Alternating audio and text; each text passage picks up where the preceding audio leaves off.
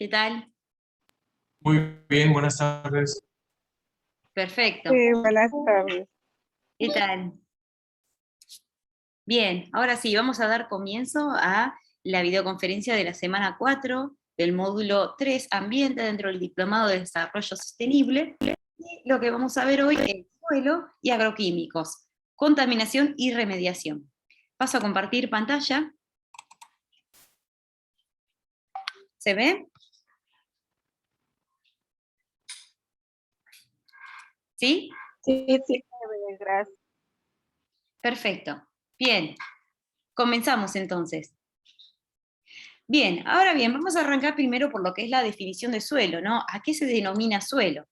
En sí el suelo es un sistema biogeoquímico. ¿Por qué se dice biogeoquímico? ¿Qué quiere decir? Que es un sistema que tiene un aspecto biológico, porque tiene microorganismos y organismos que interactúan en esta matriz, geológico, de ahí viene el prefijo geo, debido a que su composición y su estructura va a depender de la ubicación geográfica que tenga el mismo, y químico, debido a los componentes químicos que actúan en él, que mantiene un intercambio de masa y de energía con la biosfera, la atmósfera y la hidrosfera. Ahora bien, ¿recuerdan cuando vimos contaminación del aire, lo que era la biosfera o biosfera? ¿Recuerdan? Sí, Sí. ¿Alguien quiere dar la definición? Aproximada, ¿no? Por supuesto, con sus palabras. La biosfera en sí es la dimensión dentro de la atmósfera que contiene la flora y la fauna, o sea, que contiene la vida. La atmósfera es específicamente la composición gaseosa de todas las capas de aire, de gases que están por encima de la corteza terrestre. Y la hidrosfera o hidrosfera es aquella porción de agua que se encuentra por encima de la corteza terrestre. Ahora bien, además es una mezcla de materia orgánica, como había dicho, de partículas minerales y de aire en proporciones variables que evoluciona bajo factores activos del medio, del clima y la vegetación. Y ahora uno dice, bueno, ¿qué son en sí los factores activos? Son aquellos factores que van a permitir que el suelo se vaya transformando a lo largo del tiempo.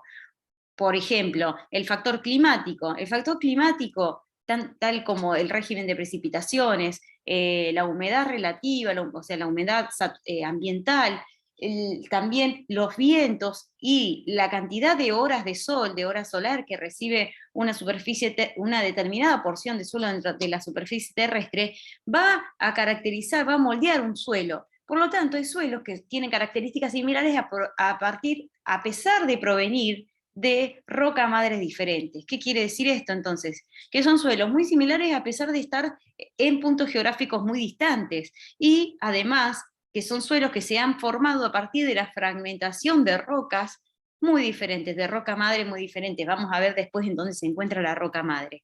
Ejemplo de esto, por ejemplo, ¿ustedes tienen algún ejemplo que me puedan decir de suelos que ustedes vean, o de climas, o de lugares que parecen que son similares, pero que geográficamente se encuentran muy lejanos entre sí?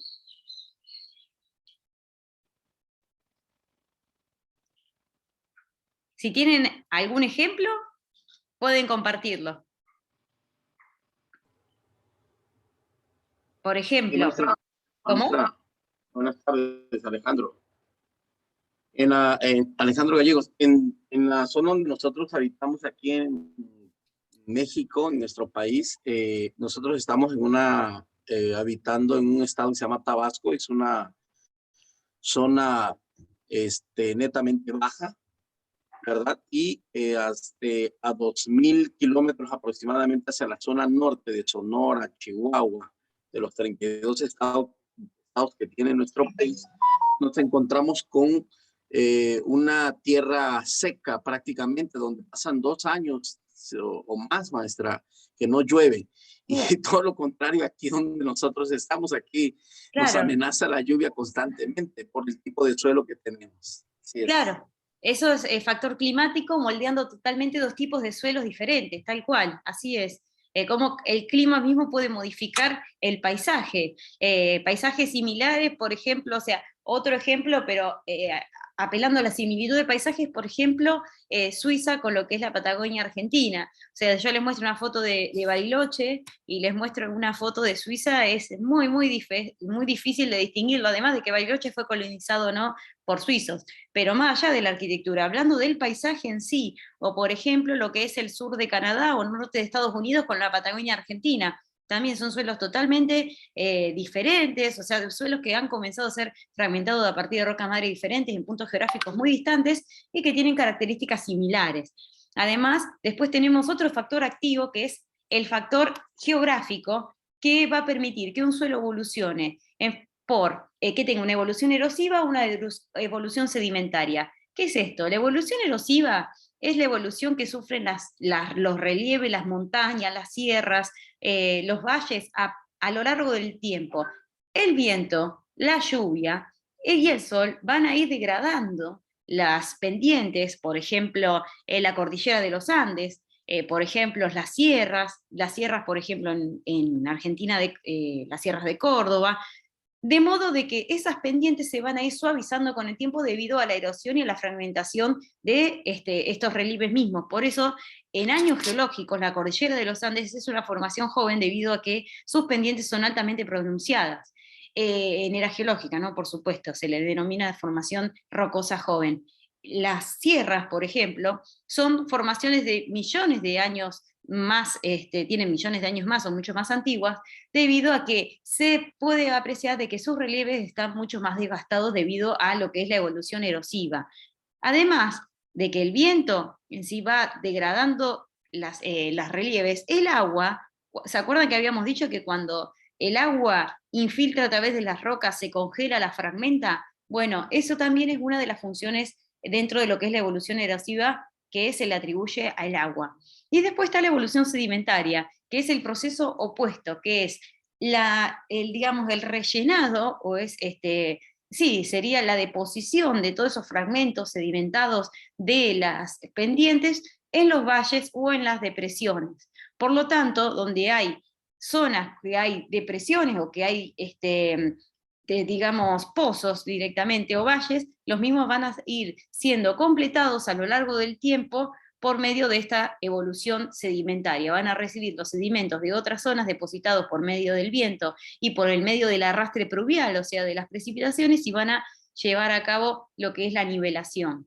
Después también tenemos lo que son los factores geográficos, los factores químicos, que son los componentes solubles que hay en el suelo. Un suelo digamos, húmico, un suelo con un alto contenido orgánico y fértil, es un suelo ácido porque tiene una gran cantidad de ácidos orgánicos. Vamos a ir viendo algunos ejemplos de ellos.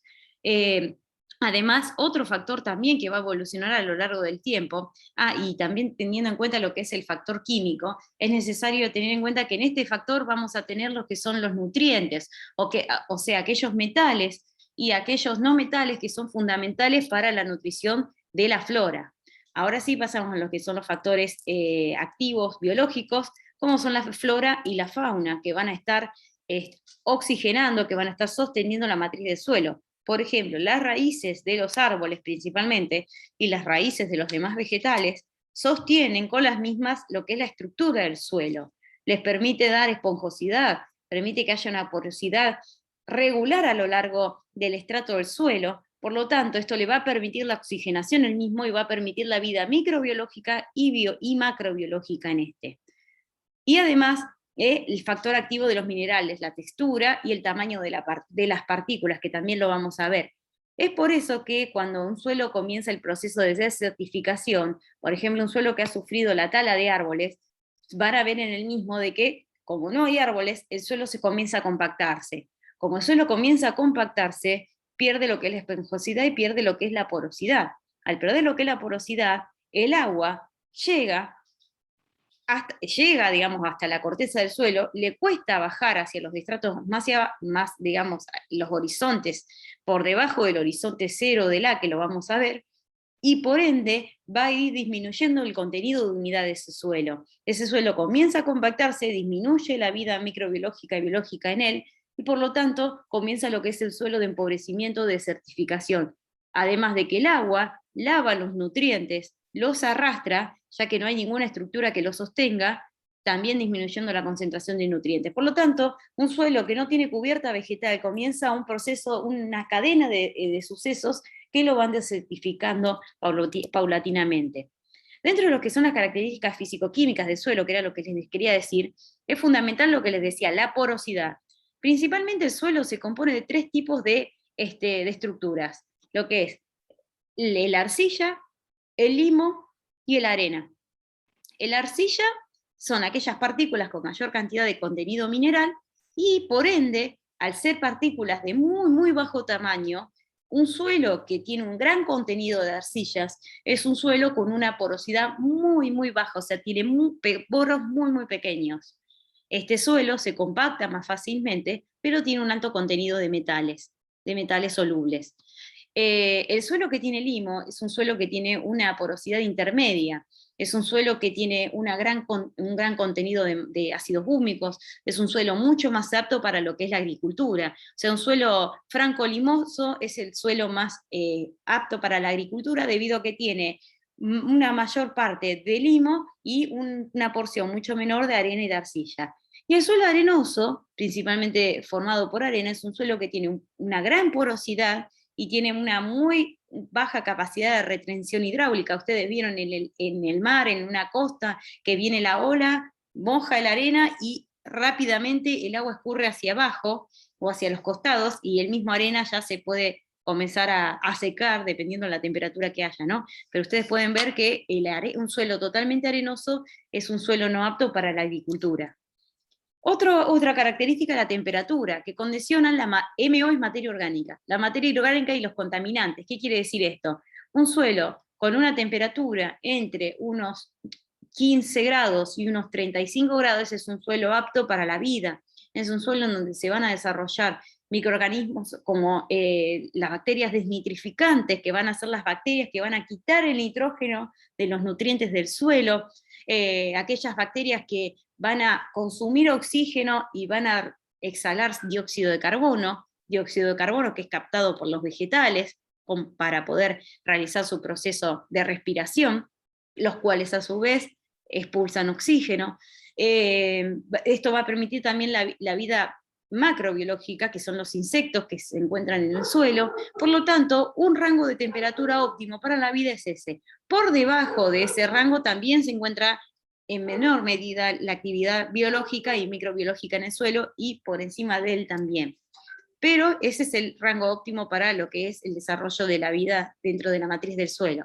Después tenemos los procesos ácidos-bases, que dice materia orgánica, contaminantes y pH del medio. ¿Qué quiere decir esto? Los procesos ácido-bases son los procesos en donde vamos a tener ácidos húmicos, o sea, ácidos orgánicos, como puede ser, ¿se acuerdan que habíamos visto con el doctor Coria las grasas y los aceites? ¿Se acuerdan? Esos son ácidos grasos, son denominados dentro del grupo de los ácidos grasos, que habíamos visto en lo que era contaminación del agua. Principalmente esos ácidos grasos son los que van a ser, los que van a estar dentro de la materia orgánica en descomposición del suelo. Las bacterias los van a ir degradando, los microorganismos del suelo, van a ir tomando esos nutrientes y esos nutrientes van a ir siendo fijados en el suelo. En el suelo hay microorganismos que son fijadores de nitrógeno, fijadores de fósforo y fijadores de carbono. Por lo tanto, esa es la forma natural por la que la materia orgánica, una vez degradada, que puede ser un vegetal, una hoja seca o un animal que haya muerto, puedan ser degradados y su materia orgánica pueda ser asimilada por la matriz del suelo. Contaminantes también, lamentablemente, según vamos a ver varios casos de ácidos y bases, o álcalis, que es lo mismo que decir una base. Vamos a ver diversos casos de contaminantes en suelos, y pH del medio. El pH óptimo para el desarrollo de la vida, o para tener un suelo húmico, un suelo rico en materia orgánica, es entre 6,2, sí, 6,2,5 y 7,5. Es un pH tirando a ácido debido a la presencia de ácidos úmicos. Después tenemos las reacciones redox, que dice que es metabolismo microbiológico. Las reacciones redox son aquellas reacciones de reducción y oxidación, por eso es redox, reducción y oxidación, que ocurren en el metabolismo de estos microorganismos que le estaba diciendo antes, como por ejemplo los desnitrificantes. ¿Qué hacen? El proceso de oxidación es el proceso de degradación de la materia orgánica. Algo que se oxida es algo que pierde electrones, se va degradando, se degrada constantemente, pierde masa. La degradación de la materia orgánica, como les dije anteriormente, está a cargo de los microorganismos. Por eso, como ven, cada una de estas características físico-químicas van de la mano una de la otra. Propiedades coloidales, dice agregación e inmovilización de partículas. Un coloide es aquella sustancia que no tiene carga eléctrica en solución, como es una sal, eso es lo contrario, sino que es una sustancia que queda dando vueltas, digamos, en suspensión en una fase acuosa. O sea, un coloide es la tierra, es el limo mismo. O sea, son partículas de que son solubles en agua y de que pueden formar agregados, pueden formar grumos. Como les decía, ¿no? Aquel suelo que es franco-limoso. ¿Alguien me puede decir, por ejemplo, qué tipo de suelo tiene en su ciudad?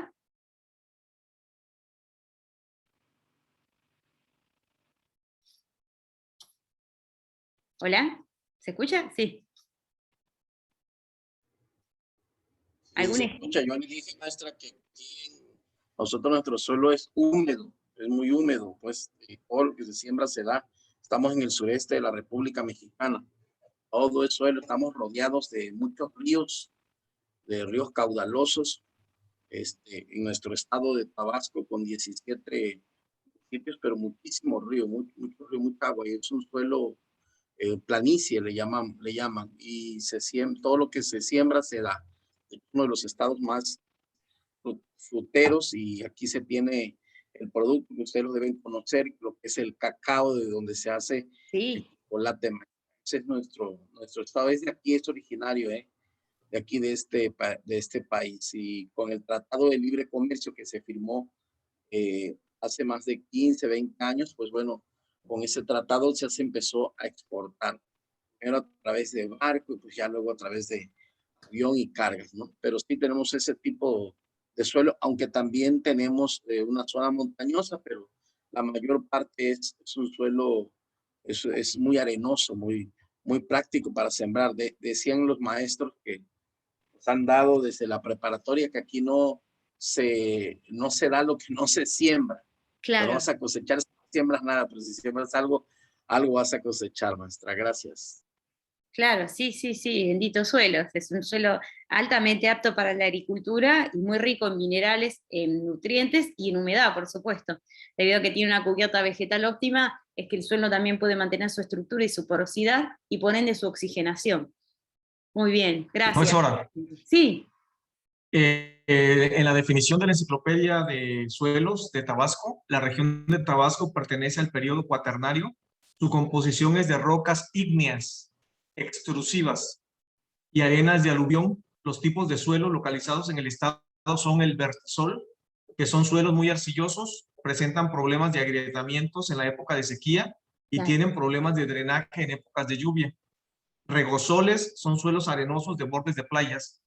Solonchac son suelos salinos debido a las cercanías de las aguas del Golfo de México, y gleisoles. Esa es la Claro. información de la enciclopedia. Excelente. Muchísimas gracias. Claro, los suelos más arcillosos son los del tipo vertisol, así es.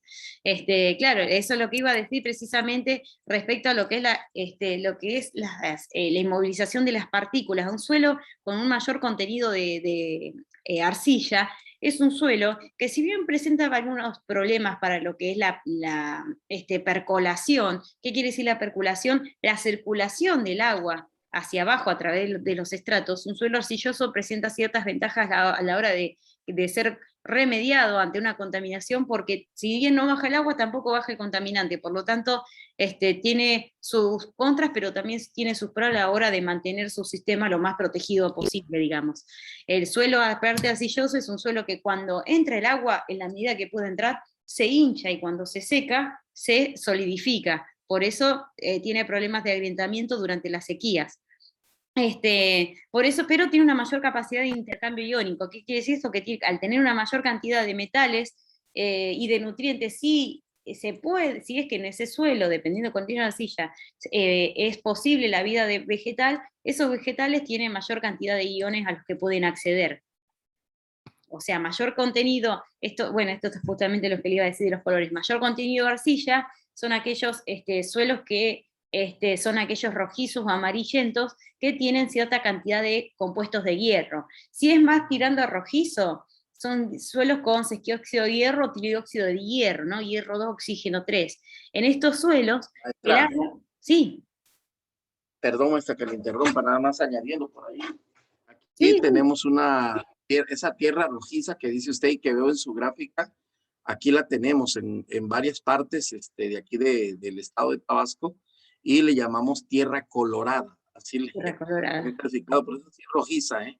Pero esa tierra no sirve para sembrar, la utilizan mucho para relleno. Gracias, maestra. Ah, gracias, no, gracias a usted. Bueno, le propongo un breve ejercicio para el trabajo práctico de suelo, si quiere. Comparar el suelo de Tabasco con el suelo de la provincia de Misiones de Argentina, que nosotros también tenemos la tierra colorada. Y si uno va a Misiones, a la zona de las cataratas del Iguazú, en la triple frontera con Paraguay y con Brasil, se puede ver de que el suelo es rojizo, pero en los primeros 10, 15 centímetros, después totalmente negro, porque el trióxido de hierro, cuando contacta con el agua, el hierro, perdón, cuando contacta con el oxígeno, se oxida, pasa a trióxido de hierro y se vuelve con esta tonalidad colorada, esta tierra colorada. Pero por debajo, donde ya el oxígeno atmosférico no contacta y no permite, o sea, no llega el oxígeno para oxidar el óxido de hierro, la tierra es totalmente negra. Por eso le propongo, si le parece bien, comparar ambos suelos, ¿no? De la región de Tabasco con la región misionera en Argentina. Son suelos muy distantes, pero quizás podemos encontrarle similitudes. Ya en el aspecto, con el color ya se las hemos encontrado. Ahora bien, si el suelo fuera amarillento, indica la presencia de hidróxido de hierro. O sea, sería Fe, hierro, entre paréntesis, OH3. Este tipo de suelos es un suelo con un pH más alto, por lo tanto es un suelo con una menor cantidad de nutrientes y un bajo porcentaje de humedad. Ahora, si el suelo es grisáceo o azulado, como es en los climas fríos y húmedos, son suelos que tienen mayor cantidad de cenizas provenientes de los volcanes, y son suelos que pueden tener un menor porcentaje de oxígeno, como por ejemplo, ¿se acuerdan un suelo que dijo el profesor Coria, que dijo que emite metano porque no hay oxígeno? Las bacterias no respiran oxígeno, sino que respiran compuestos, o sea, gases sin oxígeno. ¿Se acuerdan cuál era? Lo comparó con los humedales. Diferenció un humedal con un pantano. O sea, un pantano es un suelo que puede ser grisáceo, puede tener o tipo azulado, que tiene una menor presencia de oxígeno porque tiene una gran concentración de metano, debido a que este tipo de suelos tiene descomposición de materia orgánica en ausencia de oxígeno. Y después tenemos aquellos suelos grisáceos que tenemos una menor cantidad de humus y son propios de aquellos suelos más áridos, más secos, como por ejemplo los suelos que se pueden encontrar en la Patagonia Argentina, en la zona de Chubut y en el centro de la provincia de Chubut y de Santa Cruz, por ejemplo. Respecto a lo que es la composición del suelo, esto es lo que le decía de los horizontes. Bueno, ahí un poquito se me escapó la letra de la imagen, como pueden ver se me escondió la letra detrás de la imagen. En un suelo vamos a ir a encontrar en suelo desde la menor profundidad a la mayor profundidad por encima de lo que se denomina el horizonte cero, que es la cubierta vegetal. Si es que tiene cubierta vegetal el suelo, si el suelo no la tiene, ya sea por cultivo o cubierta vegetal natural, pasamos directamente al horizonte A. El horizonte cero puede ser cultivo, como les dije, hojas que han caído de árboles, de plantas caducifolias, ¿no? Que tienen hojas que según la etapa del año van a caer, o pueden ser árboles directamente. Pasándonos al horizonte A, el horizonte A es el horizonte superior, ahora sí comenzamos a hablar directamente de la matriz suelo, que es este horizonte en donde se encuentra la mayor oxigenación, la mayor cantidad de poros, y por lo tanto aquí es donde se encuentran las lombrices, que la lombriz tiene una función y los gusanos tienen una función muy importante en el suelo.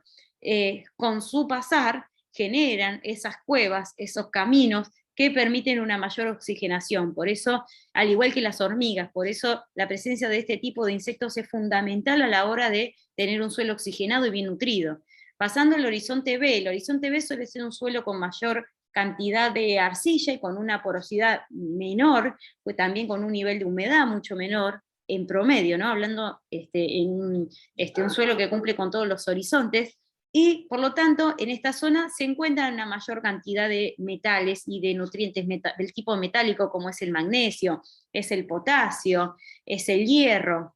Después pasamos a lo que es el horizonte C. El horizonte C ya se conforma por, casi técnicamente ya no hay oxígeno, no hay porosidad, y se conforma de aquellos fragmentos de roca que han comenzado a desprenderse de lo que es la roca madre. ¿Hasta aquí hay alguna consulta? ¿Tienen alguna consulta? Ustedes díganme si tienen alguna consulta, si no continuamos. Después, bueno, esto es lo que les había dicho de las arenas, ¿no? De las arenas finas, el limo, la arcilla, el humus y la caliza.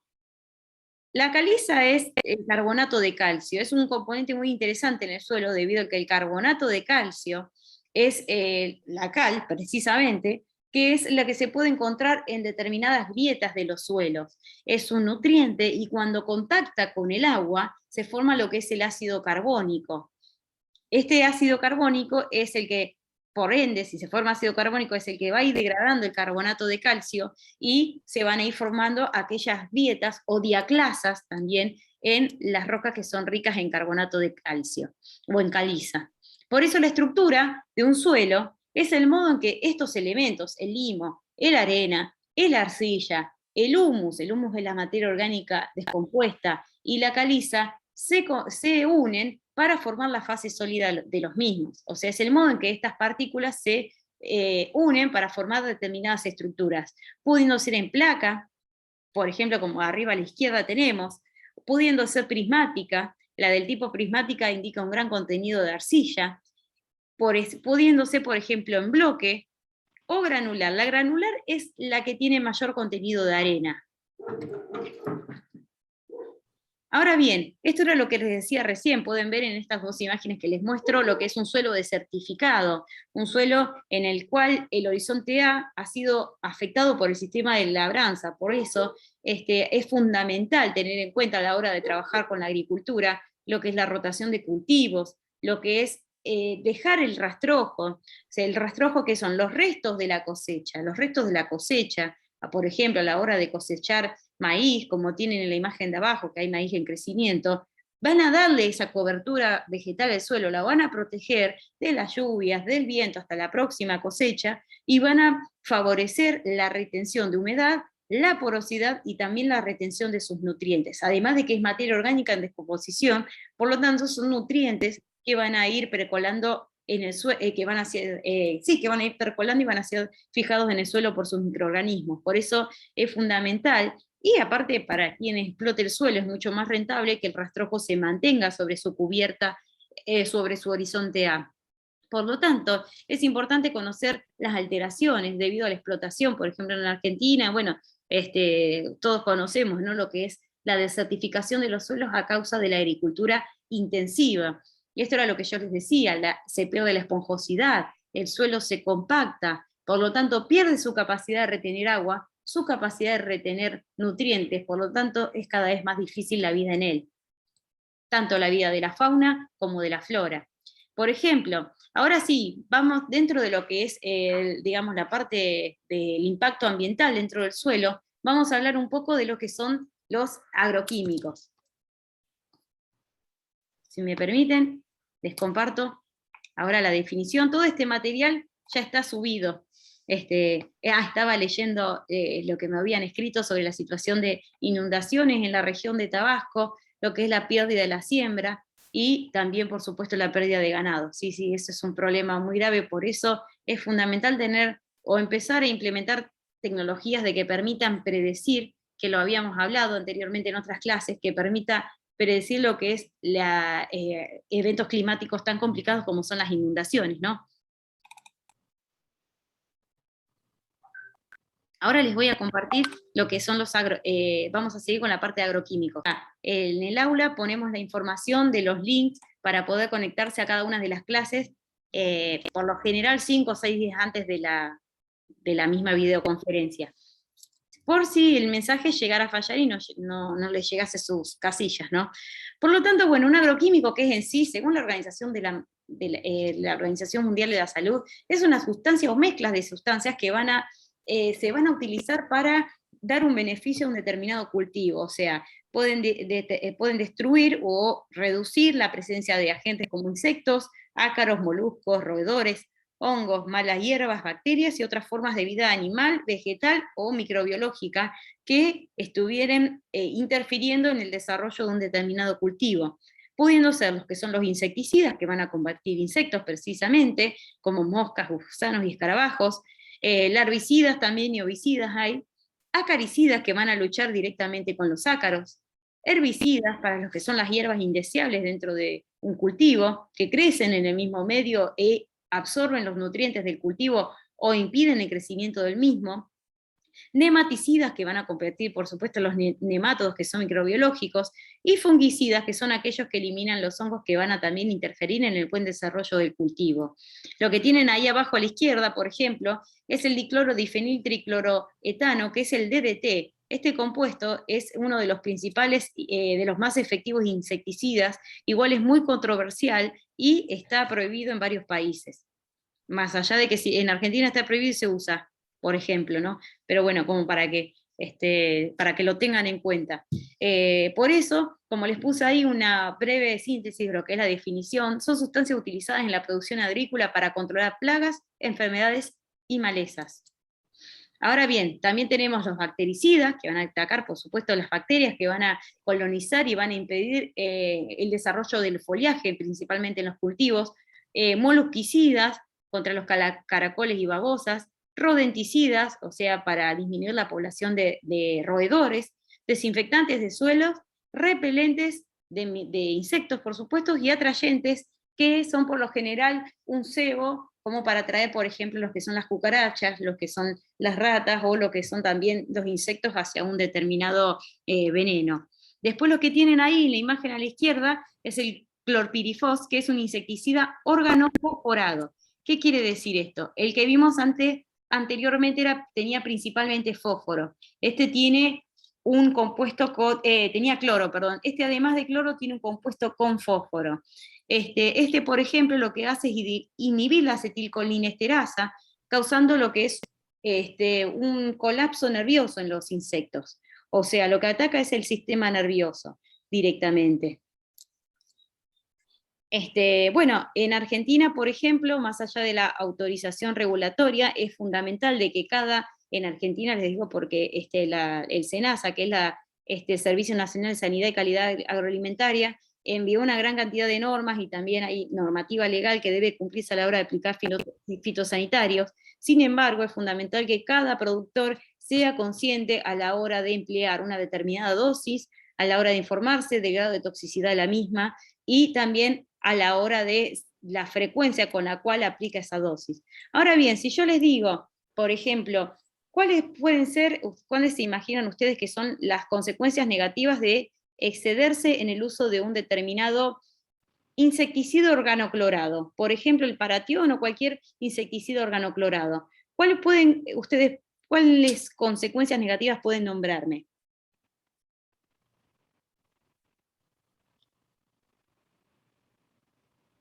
Supongo que un mal uso va a matar a todas las especies posibles y van a poder generar mutaciones, malformaciones o a futuro problemas genéticos, ¿no? Sí. ¿En quién? Por ejemplo. En poblaciones de insectos o los que viven en la zona, pues. Sí, exactamente. O sea, el exceso de los agroquímicos está relacionado, por un lado, por la eliminación excesiva de las poblaciones, por ejemplo, ya por contaminar el ambiente en general, por lo tanto, por la gran cantidad de muerte por el envenenamiento de la fauna alrededor de los cultivos, y también el exceso del uso de agroquímicos hace que este mismo quede en el suelo, porque el vegetal, el cultivo, cuando se le coloca un exceso por ejemplo, como decíamos, de paratión, por ejemplo, de malatión, cuando se aplica un exceso de este compuesto, el vegetal no muere por sobredosis, no. Se utiliza lo que necesita, lo que sobra queda en el suelo, eso es arrastrado por la escorrentía de la lluvia, o sea, hacia los costados, y es arrastrado hacia abajo mediante percolación y llega a las capas de agua freáticas, o las capas de agua subterráneas. La gente que toma agua de pozo tomo el agroquímico y ahí vienen después los problemas de malformaciones tumorales, de problemas en los chicos en lo que es el desarrollo del sistema nervioso, y después vienen, por ejemplo, las enfermedades también pulmonares o lo que son las malformaciones óseas. Además, todo agroquímico es liposoluble, o sea, se absorbe en los tejidos grasos. Por lo tanto, por medio de la grasa de la leche materna, el agroquímico que fue absorbido por una mujer es luego transferido por medio de la leche materna a su bebé. Por lo tanto, que tiene una gran cantidad de efectos negativos. Y se me había, ahí está. Bueno, después dentro de los acaricidas también tenemos algunos que son específicos y los no específicos. Ahí está el problema. El problema principal son los no específicos, debido a que van a ir a atacar todo tipo de ácaros. Los mismos con los fungicidas, todos aquellos agroquímicos que no son específicos, van a atacar una gran cantidad de poblaciones, ya sea la que se quiera eliminar como la que no se quiere eliminar. Dentro de los fungicidas tenemos los que son los preventivos y los curativos. Los preventivos son aquellos que van a impedir que el hongo crezca. Los curativos van a ser aquellos que van a eliminar una vez que la colonia de hongo se inoculó o comenzó a proliferarse en un cultivo. Dentro de los herbicidas, por ejemplo, van a estar aquellos que van a inhibir el fotosistema, o sea, que van a inhibir la absorción de luz de la hierba. También van a estar los que van a inhibir la síntesis de la clorofila o la síntesis de lo que son los carotenoides, que son los precursores, o el betacaroteno, que son los precursores de la vitamina D. Algunos también inhiben la biosíntesis de lípido o inhiben lo que es la división celular, impidiendo directamente que la mala hierba, diciéndolo de alguna forma, ¿no? Crezca. Estos son otros ejemplos, no me voy a detener en ellos, pero me pareció interesante dejárselos dentro del apunte, les hice un resumen, como para poder contar con lo que es una síntesis de los agroquímicos y de la gran variedad que hay de ellos según la función que necesitan, por si lo necesitan en algún futuro. Bien. ¿Se ve ahí la presentación? Sí, perfectamente. ¿Sí? Ah, se había tilado un poco, por eso, ahí está. Bien.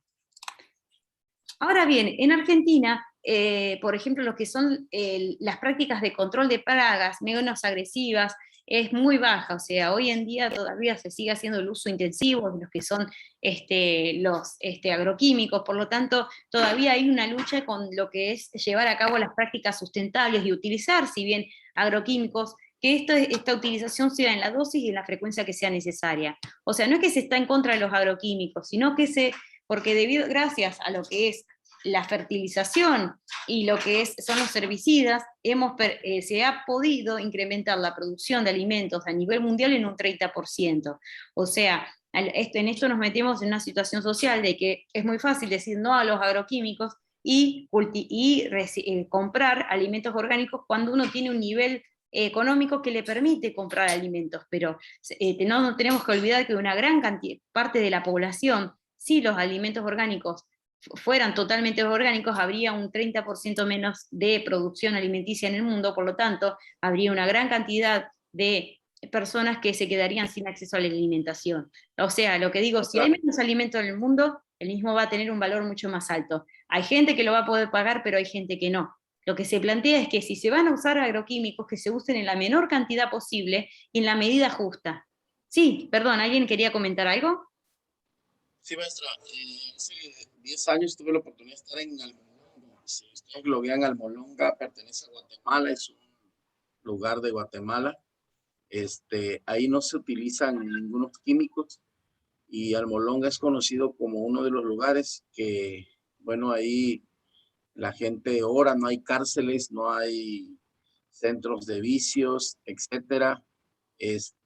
Y se produce mucho en Almolonga, Guatemala, frutas gigantes, de hecho se distribuyen para varias partes del mundo, pero no utilizan nada de químicos, todos los compuestos que utilizan es orgánico, la basura la reciclan y trabajan con ello, la crianza de los pocos animales que crían, que son vacas y bueyes, ellos lo le dan puros alimentos, es decir, lo crían con puros frutas totales. Ahí lo que nosotros le llamamos el col, ellos lo producen, la yuca, la zanahoria, pero gigantesca. Yo me quedé sorprendido cuando estuve ahí hace 10 años y sigue siendo algo ejemplar. Lamentablemente aquí en nuestro país sí utilizamos muchos químicos y yo creo que a raíz de eso la gente se enferma y trae muchos compuestos, al menos aquí en el sureste de la República Mexicana. Anteriormente, maestra, lo he referido en otras clases, teníamos un rastro tifo, tenemos aquí un rastro tifo, que era el mejor del sureste de México, era un ejemplo a seguir. En estos momentos está como un elefante blanco, ahí está sin utilizarlo. Se sacrificaban 1,200 reses diario de aquí del estado. Hoy, desde hace más de 8 o 10 años, no se sacrifica una res. Hay una demanda de laudos laborales de los trabajadores y lo pretenden, este gobierno que está actualmente lo pretende derribar ese lugar. Ahí está toda esa maquinaria enrumbrada o pudriéndose los utensilios que se tenían. Y como eso teníamos anteriormente, maestra, 10 ingenios, 12 ingenios azucareros, 10 fuertes azucareros. Hoy solamente tenemos 3 ingenios, de los cuales ya cerró uno que colinda con Guatemala, en la raya del Petén, en un municipio que se llama Tenosique. Nos quedan 2 ingenios azucareros aquí en este estado donde estamos, que tampoco pertenecen al estado. Ya vinieron unos franceses y lo compraron, a ellos se les vendió la concesión y solamente los productores son los que entregan, valga la redundancia, producen la tierra y les entregan. Ahora estamos vendiéndoles a ellos, ¿no? Y ellos se encargan de exportar. Teníamos un centro de oleaginosas, le llamábamos oleaginosas del sureste, en una zona industrial donde se producía aceite, jabón. Ha quedado obsoleta, se cerró, solamente producen algunas pastitas de dientes y algunas pastas de jabón nada más, pero se cerró, maestra, porque también la copra, el coco, aquí le llamamos el coco, la copra, la palmera que ustedes le llaman en la zona de allá, estuvo una plaga que se llamaba el amarillamiento letal y golpeó mucho a la zona. En estos momentos lo que se cerró, se clausuró y vendieron todo, maestra, se destruyó. Lo que se está produciendo en estos momentos y se está volviendo a levantar son 2 cosas. La zona maderable, que se está trabajando, es una madera que se llama eucalipto, el macuilis, que es de aquí de Tabasco. El macuilis, usted llega a México y o lo que hay México, Tabasco, México, Villahermosa, Tabasco, y va a encontrar el eucalipto, es de nosotros, nativo de aquí. Y el plátano, que nosotros le llamamos el plátano macho, el plátano cuadrado o el plátano ruatán, y algunos le llamaban el guineo ruatán, que ya casi no hay de ese guineo, hay muy poco guineo de ese, pero sí somos productores en eso, es lo único. Nuestra sandía, maestra, éramos productores de sandía, nos venimos abajo. Éramos productores de cítrico, nos venimos abajo. Otros estados lo están produciendo, estados vecinos. Éramos productores de piña y también muy poco se está produciendo piña. Entonces, todo eso que usted nos está diciendo, nos los han referido. Yo pertenezco, maestra, yo me dedico a la parte de estar en el ámbito del derecho. Tengo 28 años dentro de los medios de comunicación. Tenemos un programa con 35 años que se llama Mi Rancho El Porvenir. Conduce de 4 de la mañana a 6 de la mañana todos los días. Que me llego a dormir, me cansa estar sentado, me duermo por el cansancio. Entonces, en ese programa de radio, maestra, desde las 4 de la mañana, es un programa dedicado al campo. Y lo primero que nos llegan los técnicos, los ingenieros, es decir eso: por favor, no utilicen químicos, pero la gente sigue produciendo químicos, sigue utilizando los químicos para bañar las plantas, la guayaba, el plátano, el mango, las hortalizas que se... Claro.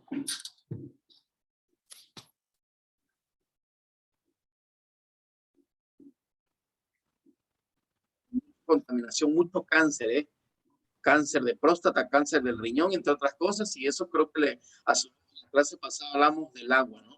Entonces yo creo que Claro, todo viene un componente, todo es un conjunto, pues, si nos está obligando a ello tal cual. y estamos, nosotros tenemos un eslogan ahí en ese programa de radio nuestra que se llama Salvemos a nuestra madre naturaleza. Exigimos que Sí, se salve la naturaleza, créanme. sí, es que Gracias. justo, sí,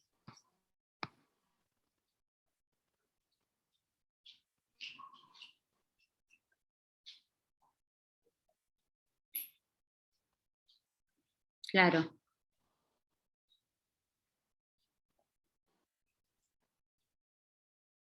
sí.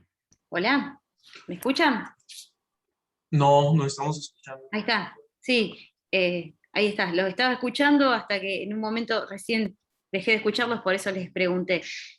Sí, después si puede pasarme el nombre del programa sería excelente ahí por el chat del Zoom para que todos tengamos el conocimiento del mismo y lo podamos buscar, quizás se pueda escuchar online el mismo. Respecto a esto que usted decía, de que es todo un conjunto, por eso estamos hablando de lo que es la contaminación del suelo, implica la contaminación del agua superficial y subterránea, por ende tenemos como consecuencia los problemas ambientales y los problemas en la salud de los seres humanos y los animales que estábamos nombrando.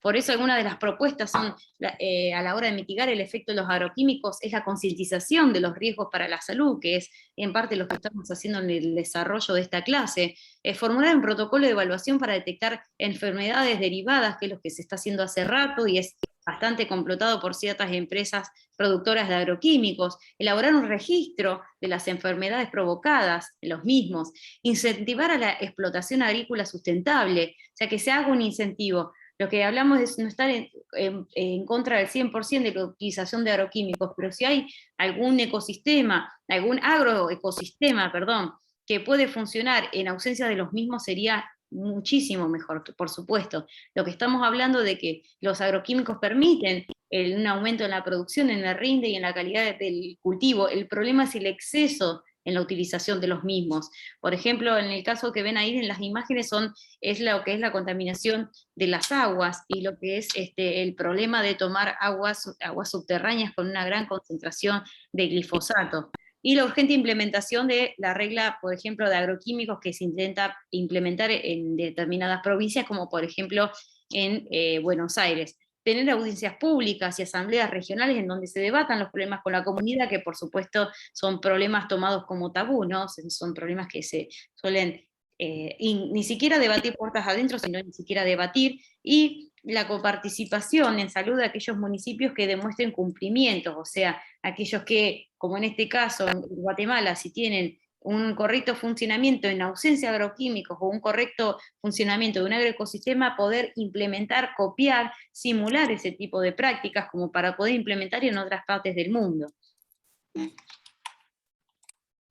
Ahora bien, pasando a lo que seguíamos hablando, el tema que nos compete de los agroquímicos, les quería mostrar, que seguimos con la presentación anterior, ahora sí, lo que es un caso, por ejemplo, de monitoreo de cadmio y plomo dentro de lo que le estabas diciendo recién, o sea, de llevar a cabo el monitoreo de fungicidas, o sea, del monitoreo de cualquier tipo de agroquímico, en este caso de fungicidas, que fueron comercializados, por ejemplo, en la provincia de Mendoza, en los viñedos de la provincia de Mendoza dentro de Argentina. Esto queda en lo que es en el centro oeste tirando al norte de la República Argentina.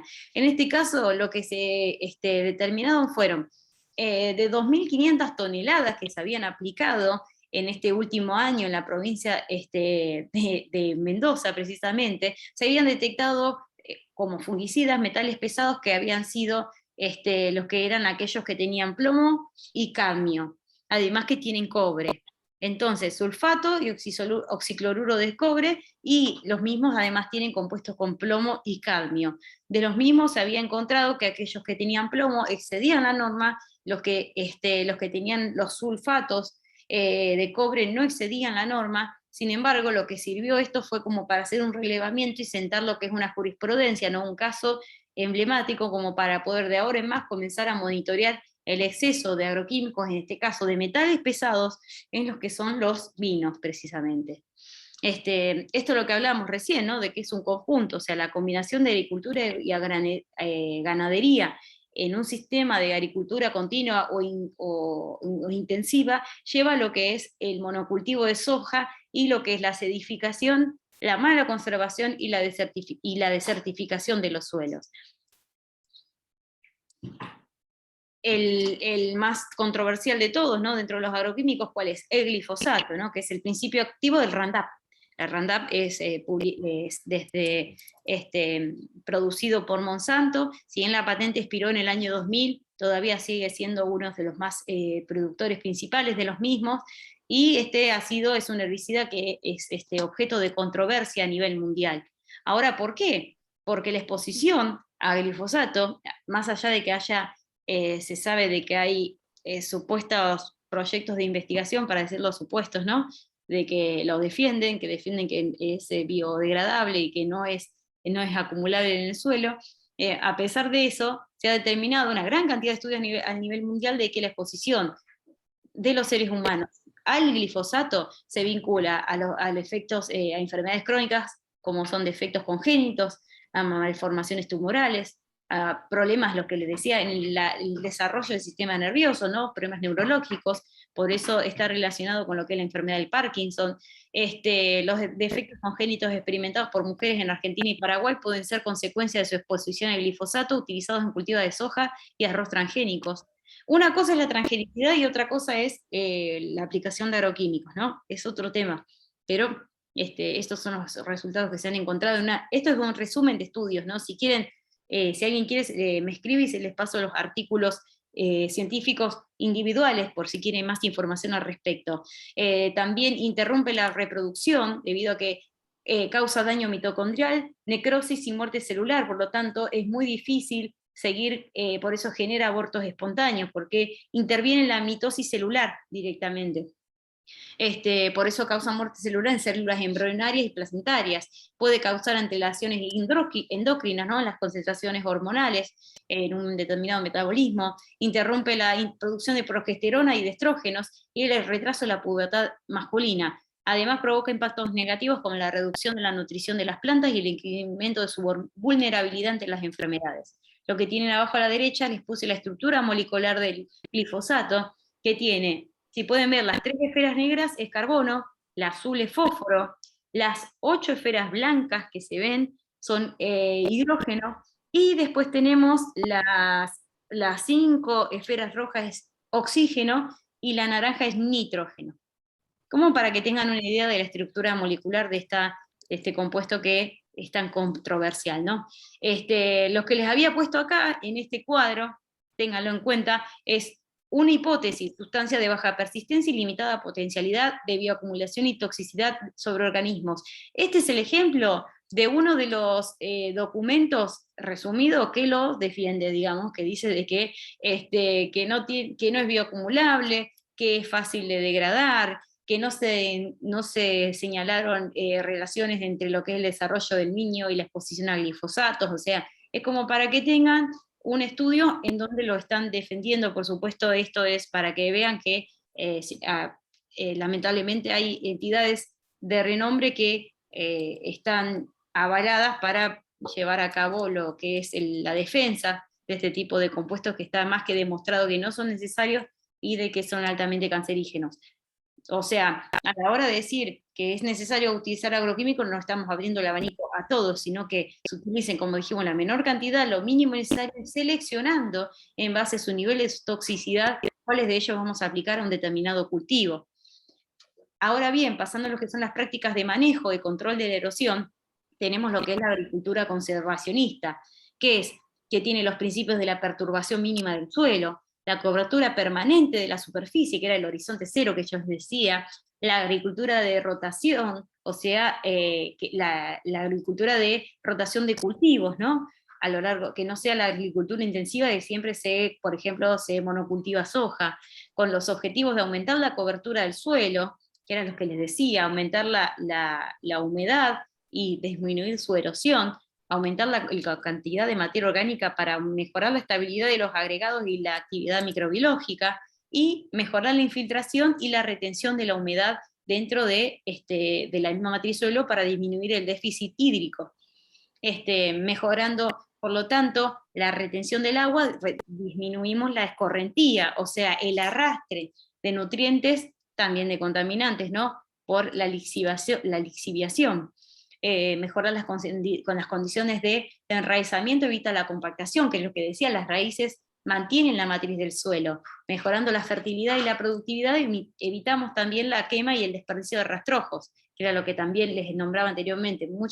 En muchos suelos lo que se hace es quemar el rastrojo para que las cenizas fertilicen el suelo. El problema es que no se dan cuenta del impacto terrible y de lo peligroso que es generar un incendio en zona agrícola, en cualquier zona, ¿no? Por supuesto. Dejando de lado, supongamos que ignoramos, ¿no?, el terrible impacto atmosférico que eso causa, ¿no? Por supuesto.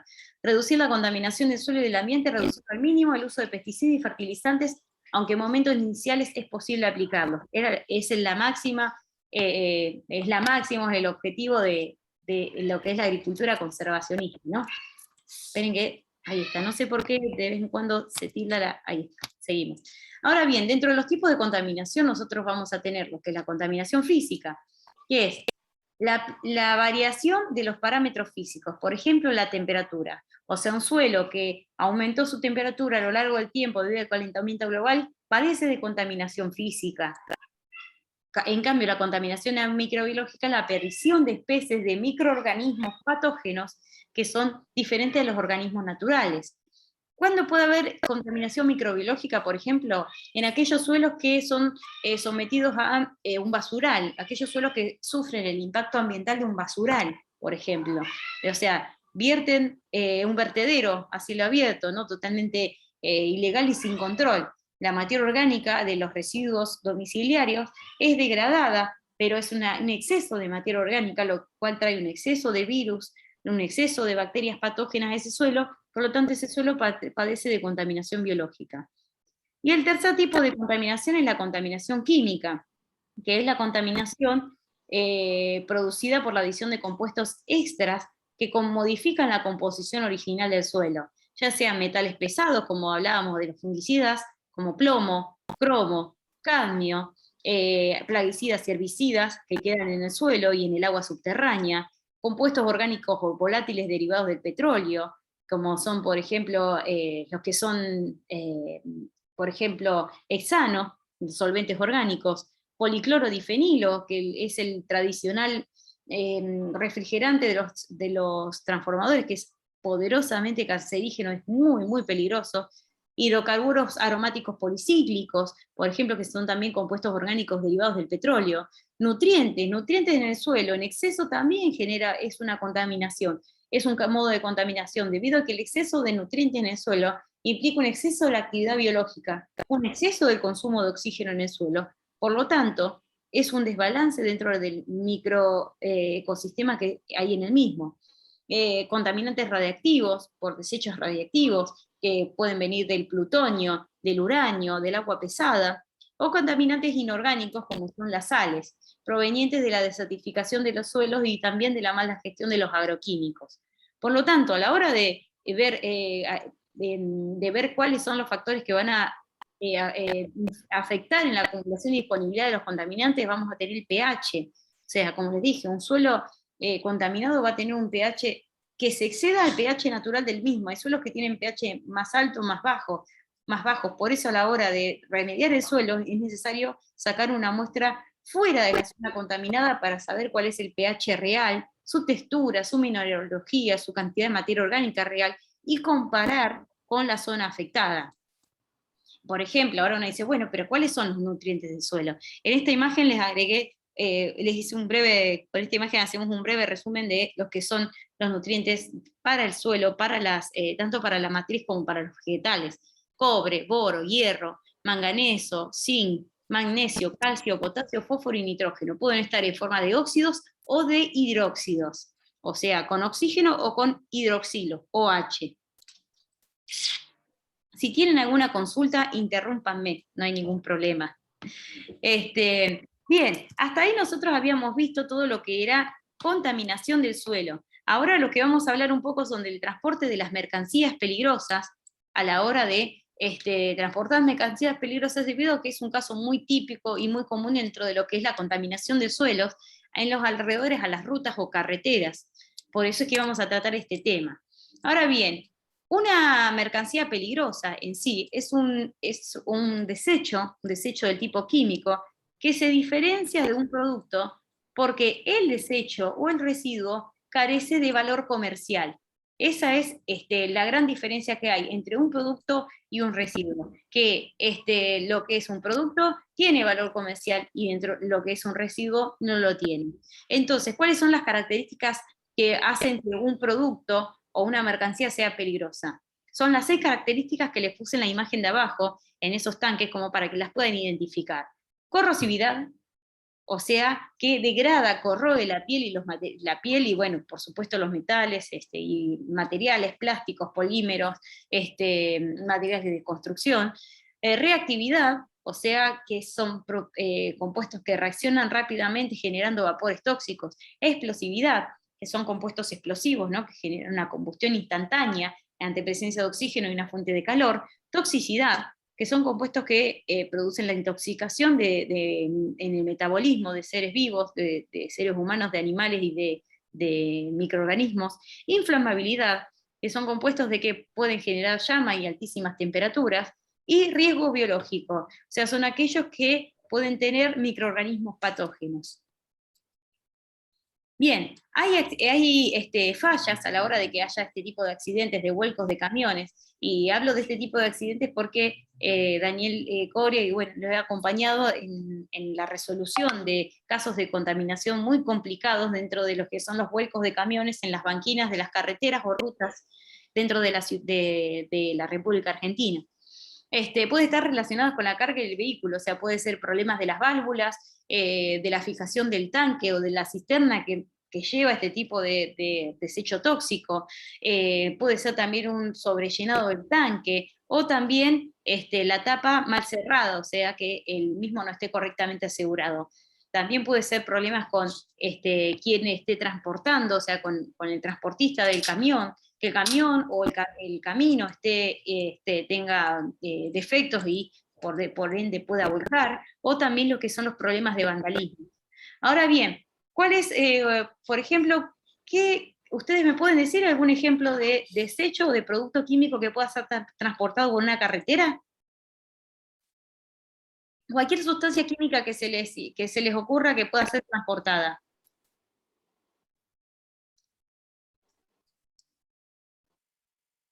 Que para identificarlos van a tener lo que es el código NFPA, ¿no? El código de identificación de peligro. O sea, ustedes ven los tanques, ven las tanques sistemas en las rutas y ven que tienen este código de identificación de peligro.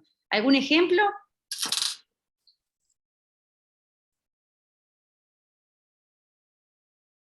¿Han visto en la ruta o en las carreteras? ¿En autopistas? Sí. Por ejemplo, puede ser ácido sulfúrico, agua oxigenado, peróxido de hidrógeno, cloro, o cloro puro, puede ser también oxígeno líquido, ¿no? Altamente explosivo, puede ser GNC, gas natural comprimido, totalmente explosivo, nafta, inflamable, bueno, lo que dije ácido sulfúrico, sustancia corrosiva, como para que vayan anotando algunos ejemplos de lo que venimos hablando, ¿no? Después vamos a tener los que son dentro de lo que es el código de identificación de peligros, van a ver que los camiones tienen este código con estos colores y cada una de sus características, que es el azul, que es el riesgo a la salud, el amarillo, que es el riesgo, que es el nivel de reactividad, el rojo, que es la inflamabilidad, y alguna otra información especial, como por ejemplo riesgo biológico, en blanco, van a tener siempre la misma ubicación para que aquellas personas que tengan daltonismo puedan ubicar las características de peligrosidad por su ubicación, debido a que no pueden identificar los colores, ¿no? Entonces, si es en la parte azul de la toxicidad, vamos a tener 0, que no es tóxico, 1 es poco peligroso, 2 peligroso, 3 muy peligroso y 4 demasiado peligroso dentro de la toxicidad. como puede ser, por ejemplo, ácido sulfúrico. Dentro de lo que es riesgo de explosión, 0 es totalmente estable, el agua, por ejemplo, por decir. 1, inestable si se calienta, tome precauciones. 2, posibilidad de explosión. 3, puede detonar con calor o por golpe, nafta, ahí podemos tener 2 o 3. 3 ya y 4 puede ser, puede detonar, evacúe la zona. El 3 puede ser, por ejemplo, también el gas natural comprimido, o sea, metano, etano, propano, butano. Inflamabilidad, bueno, también oxígeno líquido, también en el punto 3 o 4. 0 no arden directamente, 1 arden si se precalientan, 2 si se calientan moderadamente, 3 arden a temperaturas ya atmosféricas y 4 extremadamente inflamables, como el oxígeno, por ejemplo, como también les había dicho, o un combustible. Por lo tanto, el transportista de residuos peligrosos tiene que estar inscripto, contar con póliza de seguro, entregar los residuos peligrosos al generador por manifiesto y siempre, por supuesto, no mezclar sustancias incompatibles, o también transportar mercancía o residuos con cisternas peligrosas.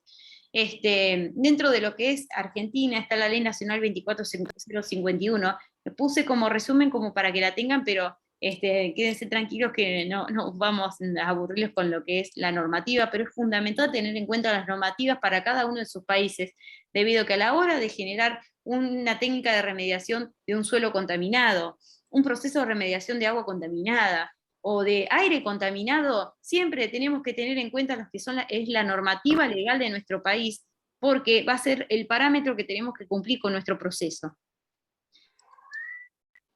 ¿Alguna consulta hasta acá?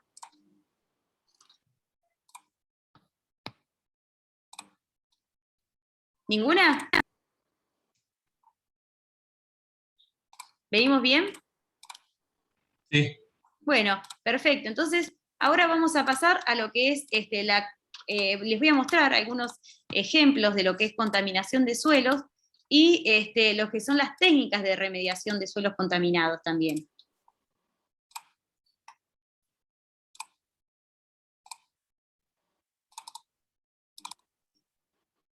¿Se ven?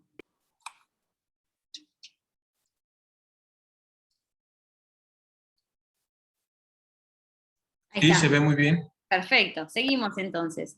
Ahora, a la hora de imagínense que tenemos que remediar un suelo, ya sea que tenga contaminación debido a agroquímicos, debido al exceso de agroquímicos, que haya habido el vuelco de un camión cisterna que transportaba combustible, o de que haya habido también una pérdida de un desecho industrial sobre el mismo durante muchos años. Vamos a tener que remediar ese suelo, vamos a tener diferentes tipos de técnicas de tratamiento. Van a estar aquellas que son in situ, en el sitio, o sea, que se van a aplicar en donde está la mancha, donde está la zona afectada, y va a haber otras que van a ser aquellas ex situ, que van a ser aquellas técnicas que van a implicar remover el suelo y llevarlo a una planta de tratamiento. Esas son las diferencias entre in situ y ex situ. Dentro de estos dos grandes grupos van a estar los tratamientos biológicos, físico-químicos, térmicos y de confinamiento. Los biológicos vamos a ver que son aquellos en donde se utiliza la materia orgánica del suelo, los microorganismos del suelo para acelerar la degradación del contaminante. Estos pueden ser utilizados para aquellos compuestos contaminantes que son del tipo orgánico, como por ejemplo los combustibles, o aquellos compuestos otros compuestos como que sean también derivados del petróleo, como por ejemplo los solventes orgánicos. Y ahí vamos a tener bioventing, que los vamos a ver ahora en detalle, bioremediación, bioaumentación y fitorremediación. Físico-químico, esperen que se me fue para atrás, ahí está. Físico-químico in situ. En este caso, lo que vamos a tener son aquellos tratamientos en los que el contaminante es un contaminante inorgánico, por lo tanto, la zona afectada ya no tiene vida, no tiene microorganismos, por lo tanto no vamos a poder apelar a los microorganismos del suelo para remediarlo. Este tipo de tratamiento van a implicar directamente la adición de sustancias químicas. Perdón, se volvió para atrás de nuevo. Disculpen que hubo un problema acá en el PowerPoint. Ahí está. Después están los métodos de tratamientos térmicos in situ, los cuales van a permitir que el contaminante se degrade mediante la incineración o el calentamiento del mismo. Y por último, los de confinamiento in situ, que van a ser aquellos en donde el contaminante es muy difícil de remover, por ende, el mismo va a ser confinado en el suelo, de modo que no se pueda movilizar, como por ejemplo el confinamiento de suelos que tienen sustancias radiactivas. Dentro de las técnicas biológicas, como le dije recién, se estimula el crecimiento de los microorganismos que hay en el suelo, mejorando sus condiciones de nutrientes, de humedad, de pH, de temperatura, para que los mismos microorganismos los degraden, como por ejemplo, esto es muy común, para poder degradar el vuelco de nafta, 90 octanos, el vuelco de gasoil, por ejemplo, en el vuelco también de sustancias como tiner, aguarrás, ¿sí? Son bajas concentraciones. Ya si son altas concentraciones se pone un poco más complicado el tema de la vida en el suelo. Pero, sin embargo, estas técnicas se acompañan también de otras técnicas para favorecer la proliferación de las bacterias. En este caso, por un lado puede haber recuperación del contaminante, y también lo bueno es que al trabajar en el lugar se reducen los costos y se puede recuperar el hidrocarburo, y además los tiempos de recuperación son muy cortos, son semanas de trabajo simplemente. Por ejemplo, a la hora de hablar de técnicas biológicas, podemos tener lo que son, lo que es por un lado, hacer vacío en el suelo. Ustedes imagínense esto: un camión vuelca en una banquina, o sea, en la zona lindera o en la carretera, vuelca y vierte gasoil, un volumen de 100.000 litros. El suelo contaminado comienza a percolar, se atiende la situación de emergencia, primero que el transportista, y que si hubo por ende hubo un accidente, que los seres humanos estén en correcto estado de salud. Una vez que se atiende la parte humana, se va a lo que es el suelo, y se comienza a hacer un análisis in situ en el suelo como para poder ver cuál es el problema que hay. Primero se hace un análisis muy rápido, se detecta si hay olor, el tamaño de la mancha, y ya se comienza a trabajar arriba del mismo. Si hubo en este caso un vuelco de gasoil, lo que se puede hacer primero es hacer vacío, o sea, se inyectan, vamos a ver algunos casos de los que hemos trabajado con Daniel, se inyectan algunos caños, se extrae con una bomba de vacío el contenido de gasoil que se pueda despegar del mismo. Ese aire que se extrajo con gasoil se condensa en un condensador, se recupera el hidrocarburo, y el resto del gasoil que quedó en el suelo va a ser degradado por medio de, como les dije, los microorganismos del suelo. Pero además se puede hacer lo que es la bioaumentación, o sea, se pueden inocular mayor cantidades, más cepas de esos mismos microorganismos, para que colaboren en la degradación de ese contaminante que es tomado como alimentos para ellos. Por lo tanto, se pueden insuflar aire y nutrientes como fósforo, nitrógeno, magnesio, para que el suelo tenga una gran cantidad de nutrientes, los microorganismos estén, digamos, cómodos, y puedan degradarlo en semanas. Ahora ven en la imagen de arriba a la izquierda que dice electrodos, porque estos compuestos que tienen un bajo punto de ebullición, que son los compuestos derivados del petróleo, combustibles, a medida que nos vamos a compuestos más pesados, tienen un punto de ebullición más alto, al ser calentados pueden favorecer la evaporación y extraídos por vapor. Pero ahora fíjense ustedes, ¿qué pasa? ¿Cuál es el peligro de aumentar la temperatura del suelo si hay un compuesto combustible? Y yo les digo, calentemos el suelo y hay nafta. ¿Qué peligro hay? ¿Explosiones? Exacto.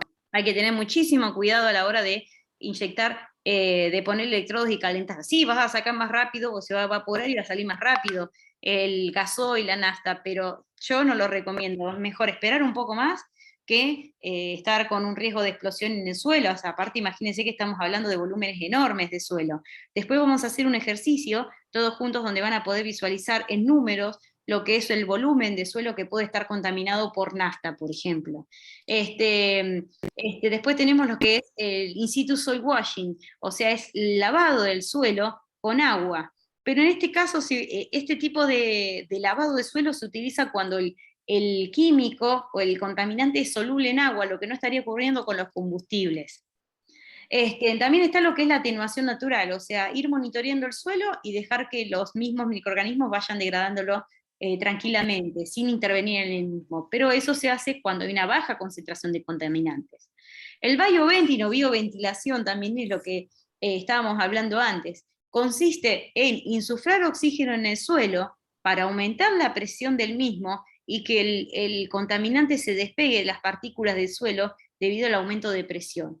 A la hora de inyectar oxígeno en el suelo por medio de un sistema de cañerías, es necesario, por un lado, inyectar el oxígeno y por el otro, recolectar el aire que va saliendo con una bomba de vacío para poder recuperar una gran cantidad de contaminante, ¿no? Porque lo que se volcó era una mercancía que iba a ser transportada, una mercancía peligrosa, que podía ser corrosiva, explosiva, inflamable, radiactiva, de riesgo biológico, como les había dicho anteriormente, o sea, puede que tenga una o varias de esas características, ¿no? Algunos de los nutrientes, como les decía, que podemos poner son fosfatos, o sea, tienen fósforo, nitratos, o también algunos biodesinfectantes. O sea, los microorganismos que ya están presentes se deja que estos hagan su trabajo para regenerar ese suelo. Dentro de las técnicas estas también está lo que es el land farming. ¿Qué es el land farming? En sí es el tratamiento biológico, pero, como les decía recién, la inoculación de microorganismos propios del suelo para potenciar este tratamiento. Ahora bien, si el compuesto no es, como les decía, del tipo orgánico y tenemos que trabajar con otros procesos porque es un contaminante inorgánico, entonces vamos a hacer lo que es la extracción con disolventes, el lavado con agua, la solidificación, estabilización, el arrastre con vapor, el air sparging o la electromigración. Y ahora uno dice, bueno, pero ¿qué es esto? La extracción con solventes se utiliza, por ejemplo, cuando hay aceites o policloробifenilo, que es un compuesto altamente contaminante, cancerígeno, radiactivo, es peligrosísimo y tiene que ser removido cuanto antes. Bacterias ya no quedaron para que nos traten este suelo. Por lo tanto, lo que se hace es, se añade agua al suelo, se lo mezcla con un disolvente, como una especie de detergente, y se le realiza después el lavado con agua. O sea, se recolecta el agua con bombas de vacío y ese agua se lleva a tratar. Puede quedar restos en el suelo, pero ya es un proceso, digamos, que va a disminuir la concentración de esos contaminantes. Después lo que está es lavado únicamente con agua, que se inyecta agua mediante rociadores o pozos de inyección, agua por encima de la zona contaminada. El agua se infiltra por medio por lo que es la percolación y va lavando el suelo. Pero también es necesaria una bomba de vacío para recolectar el agua infiltrada.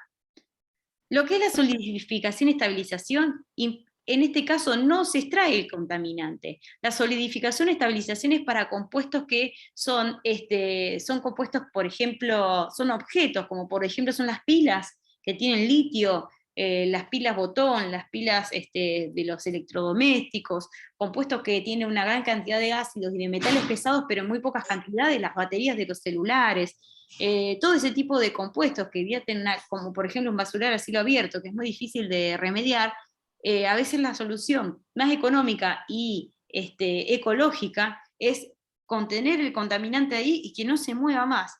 Y esto se puede hacer mezclando esa tierra contaminada con cementos, con silicatos, termoplásticos o con polímeros orgánicos. Lo que se usa, que es muy barato, es la cerecita, que es una arcilla que se usa para impermeabilizar las casas, los suelos, los cimientos de las casas. Se mezcla la tierra con cerecita y agua y el contaminante queda ahí. No se trata el suelo, pero tampoco se mueve. Y ese suelo obviamente no va a ser apto para cultivos, pero antes no lo era. Lo que sí se puede hacer sobre ese suelo es construir, porque no, digamos, el contaminante quedó totalmente fijado y no hay peligro de que el mismo vaya a las capas freáticas. Lo que se hace, además de la remediación del suelo, después la remediación de la capa freática, que se extrae el agua, se trata y se vierte un curso de agua superficial. Al menos en Argentina está prohibido inyectar agua a las capas freáticas. Quizás los invito a que en sus ciudades verifiquen si está permitido inyectar agua tratada a las capas de aguas subterráneas. Esto era lo que les decía, el arrastre con vapor, el soil vapor extraction, o sea, se inyecta vapor y aire caliente para calentar el suelo y evaporar los componentes químicos. Por supuesto, esto tampoco se los recomiendo para sustancias altamente ácidas como ácido clorhídrico, ácido sulfúrico, que generan vapores muy corrosivos que ya de por sí les quemarían las bombas, los caños, los condensadores, sino que este tipo esto se puede utilizar para combustibles, pero con un aire y un vapor caliente, que estamos hablando de un caliente de 40 grados, pero no para solventes como son el thinner, el aguarrás y el hexano, que son altamente explosivos y son compuestos orgánicos volátiles, y a una temperatura de 35 grados ya pueden generar explosión.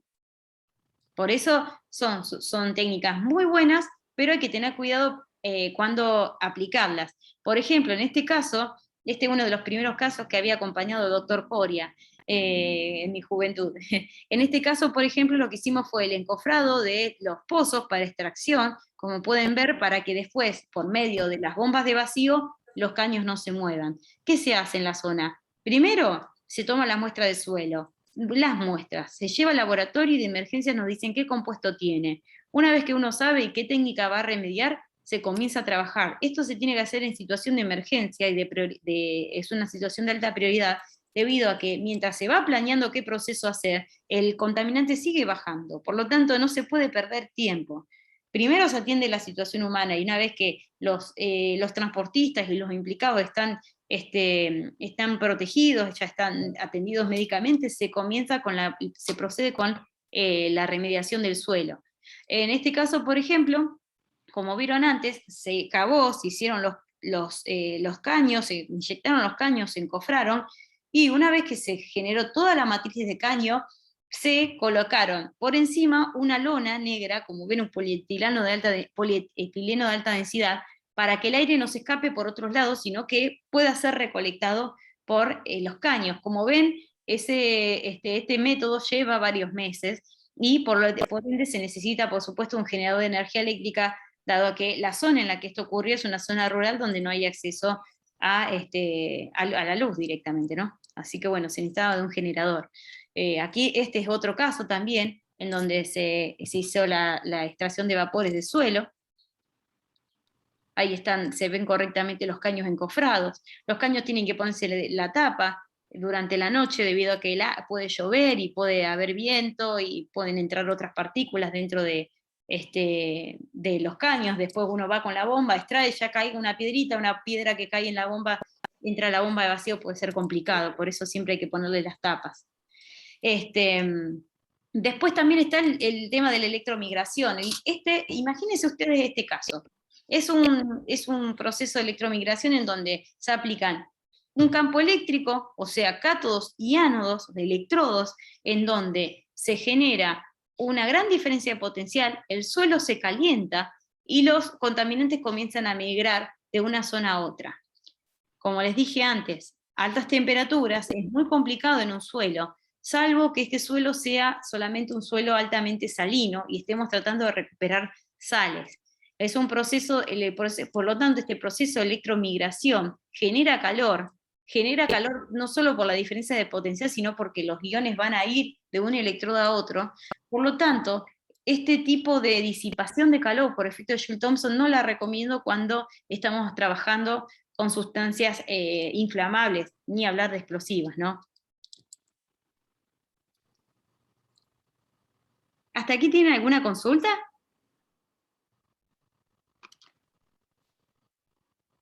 ¿No? Este es el equipo generador que les decía, funciona a gasoil. Y después tenemos lo que es la estabilización química, así es simplemente la adición de un compuesto químico sobre otro para neutralizar principalmente su pH y la generación de vapores tóxicos. Por ejemplo, lo que pueden ver ahí es la neutralización con cal, o sea, de carbonato de calcio, de un vuelco de ácido sulfúrico en ese caso. Se volcó ácido sulfúrico en esa zona, en la banquina. En realidad se volcó más adelante, lo que pasa es que fue por la zanja, o sea, por el drenaje de agua circulando el ácido sulfúrico, por lo tanto hubo que remediar una gran cantidad, un camino grande, creo que no sé si habían sido, por decir, 200 metros, de carbonato de calcio, para lograr estabilizar el pH del suelo y del agua, y luego de que eso se logra, comenzar a remover ese suelo para poder homogeneizarlo nuevamente.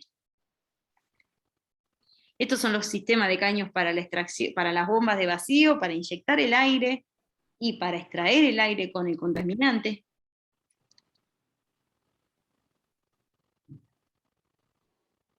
Y ahora, una vez que terminamos de ver los in situ, vamos a ver lo que son los métodos ex situ. Como les dije antes, los métodos ex situ van a ser aquellos métodos, ya sean biológicos, físico-químicos, térmicos o de confinamiento, que van a implicar sacar el suelo de la zona como para poder trabajarlo. En este, esperen que, ahí está. Estas también son imágenes de lo que fue el macroencapsulamiento. Como les dije, el macroencapsulamiento consiste en encapsular el contaminante para que quede fijo en esta zona.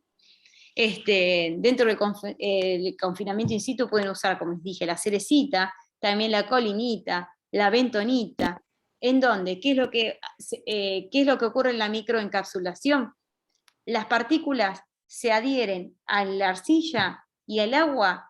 Cuando el suelo pierde ese agua, se hincha y se fija de ese modo el contaminante, impidiendo su percolación. Ahora bien, ¿cuál es la diferencia entre macroencapsulamiento y microencapsulamiento? ¿Ustedes me pueden decir en base a lo que hablamos?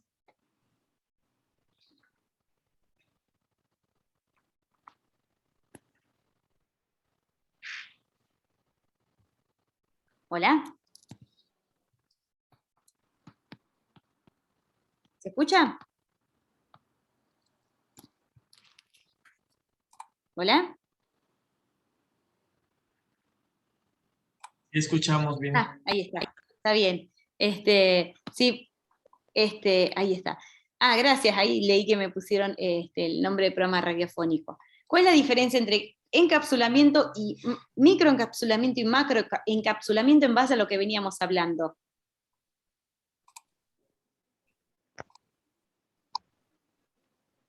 En realidad la diferencia entre microencapsulamiento y macroencapsulamiento es que el microencapsulamiento es a nivel microscópico, digamos, hasta a nivel particular, o sea, vamos a las partículas, a las moléculas de contaminante. O sea, se mezcla la tierra con el arcilla, calinita, bentonita, cerecita, la que se utilice con agua, y se promueve la fijación de los mismos cuando el agua se evapora. El macroencapsulamiento, que es lo que les mostré anteriormente una foto, que es en el macroencapsulamiento se genera la barrera completa y se encapsula la parcela de tierra completa, no mezclando el suelo con un compuesto químico. ¿Se entiende la diferencia? Sí. Sí, doctora, sí. Perfecto. Se emplea ante la presencia, como les decía, de contaminantes pesados, se emplea ante la presencia de compuestos altamente contaminantes, o sea, residuos patológicos, ante la presencia de compuestos radiactivos, ya que tiene un grado de peligrosidad muy alto, inclusive hasta los propios tratadores del suelo. Después está el proceso de vitrificación, que también es complicado de tratar.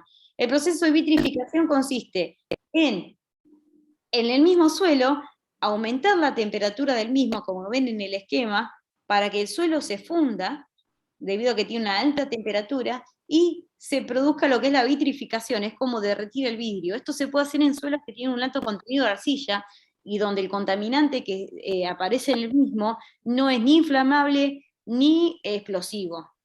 O sea, lo que se hace es un calentamiento por medio de electrodos del suelo.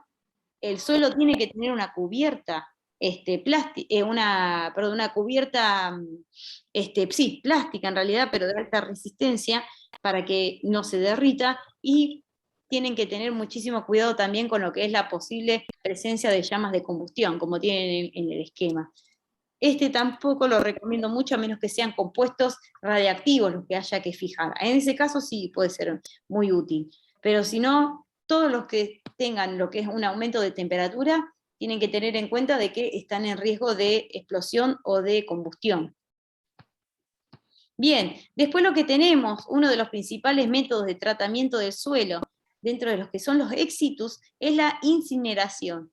Cuando se tiene una gran cantidad de compuestos patológicos en el suelo, o sea, residuos patológicos que son, tienen una gran peligrosidad a nivel microbiológico, cuando tiene una gran cantidad de metales pesados, muchas veces lo que se hace es llevar el suelo a incinerar. Esto lo que permite es reducir un 95% el volumen del suelo y su peso hasta un 80%. Pero ahora bien, ¿cuál es el problema de esto? Si yo les digo, mandemos el suelo a quemar, ¿ustedes qué me dicen? ¿Qué problemas tendríamos? ¿Qué consecuencias negativas tendríamos?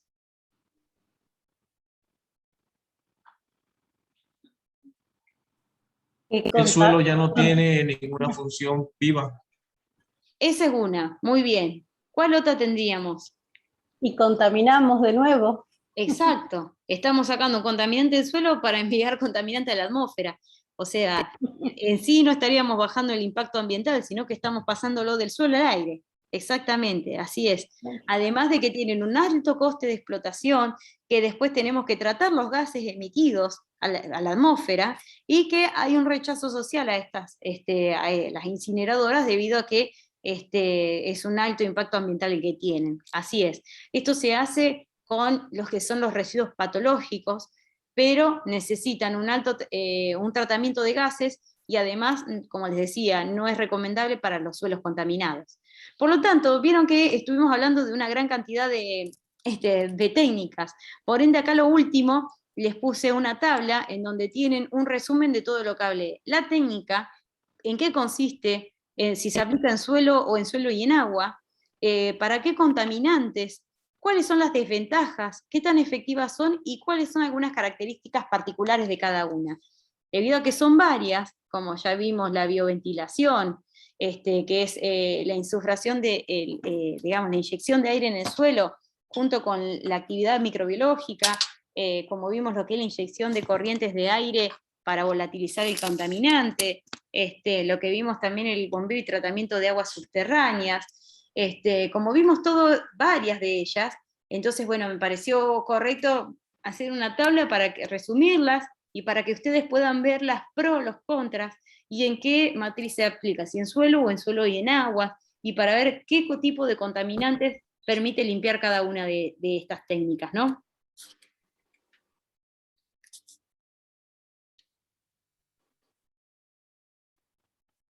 Esto, lo que yo le digo, pantallas o barreras hidráulicas, es el macroencapsulamiento.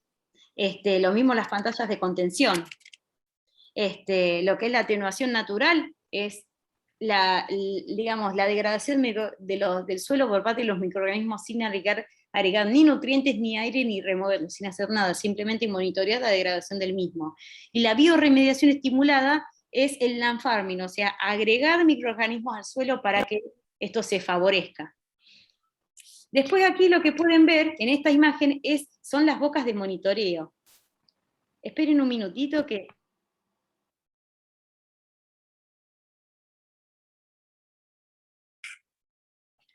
¿Se puede ver las bocas de monitoreo? Esas bocas de monitoreo son precisamente aquellas bocas en donde se van a extraer muestras de suelo y o de aguas subterráneas para poder llevar al laboratorio y ver su correcta evolución a lo largo de los meses de tratamiento. Por ejemplo, en este caso lo que tienen acá es uno de los casos en donde estuvimos analizando la acidez del suelo después, ahí falta la U, después de la remediación en la provincia de Córdoba, en un suelo de la provincia de Córdoba. Por ejemplo, ahí tenemos, bien que dice P1, P2, P3, P4 y P5, eso es la profundidad de los pozos que fuimos excavando a lo largo de la profundidad de la mancha. O sea, la mancha se trató, se le agregó un atenuante y después se fue verificando el pH a lo largo del tiempo. Como ven acá, digamos, en el primer pozo, arriba del todo, tienen pH 1, en el pozo 1 tienen pH 12, en el pozo 2 tienen un pH de 11,4, en el 3 de 6,9, en el pozo 4 de 8,6 y en el pozo 5 de 7,8.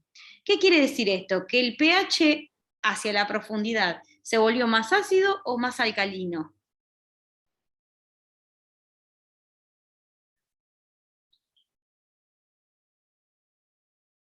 ¿Qué me dicen? Si va de 12 a 7,8 hacia la profundidad.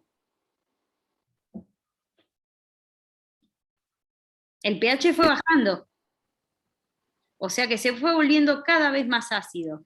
Esto quiere decir de que en la parte superior teníamos la cal que habíamos agregado, y conforme nos íbamos yendo hacia abajo, teníamos cada vez menos cantidad de cal, por lo tanto teníamos el suelo a un pH 7,8, que no es nada malo, es un suelo bastante, todavía por encima de 7, de hecho, pero ya estábamos viendo que por debajo de las muestras que extrajimos, ya el suelo estaba comenzando a atenuarse.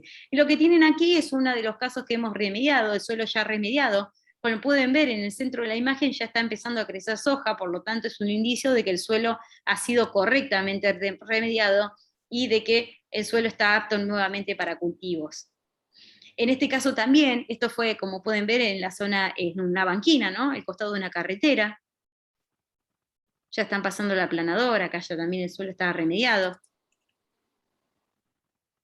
Este es de la imagen que les mostré antes, la que está arriba a la izquierda, desde la mano de enfrente, que también estaba empezando a crecer soja. En este caso se había vertido gasoil en un camino rural. Fíjense que ni siquiera hay pavimentación.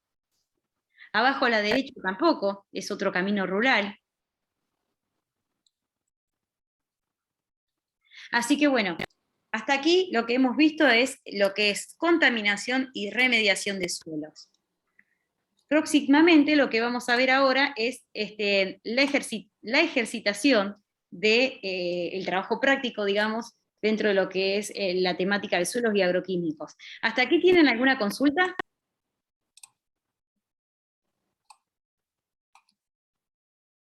¿Cómo vienen? ¿Bien?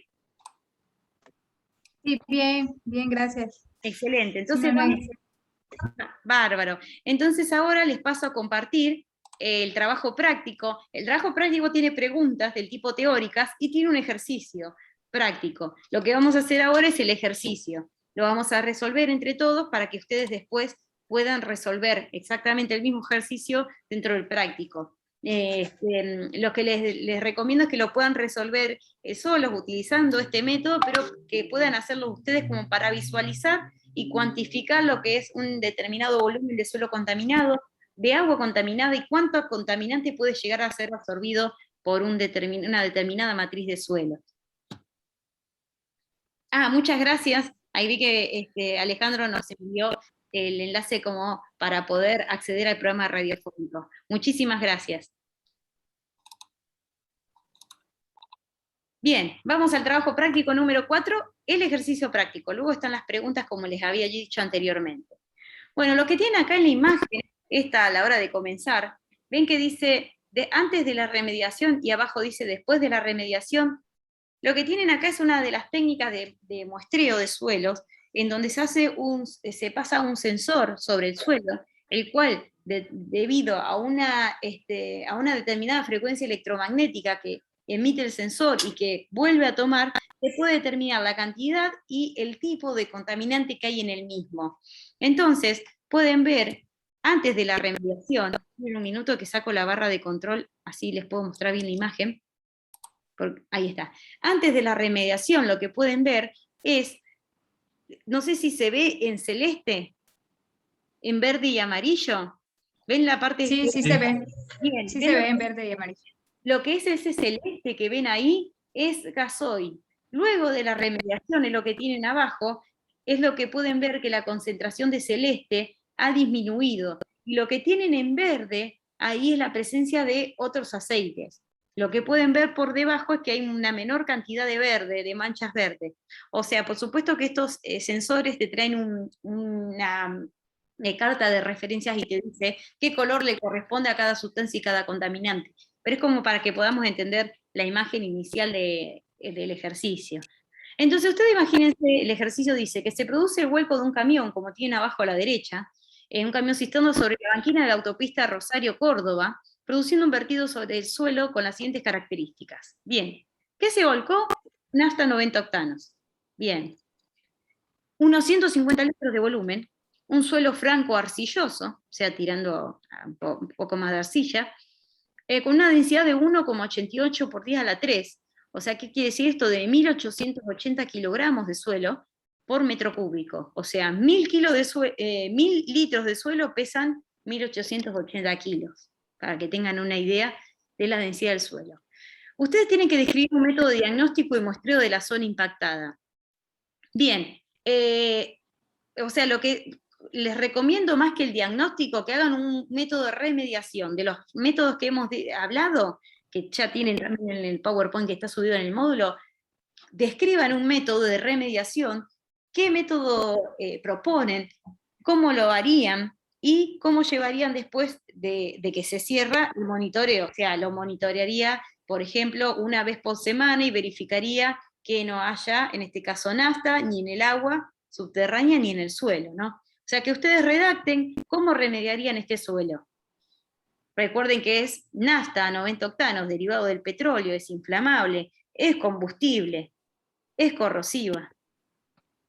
Bien, entonces, luego se realizaron determinaciones para obtener información sobre las características de esta mancha en el suelo, ¿no?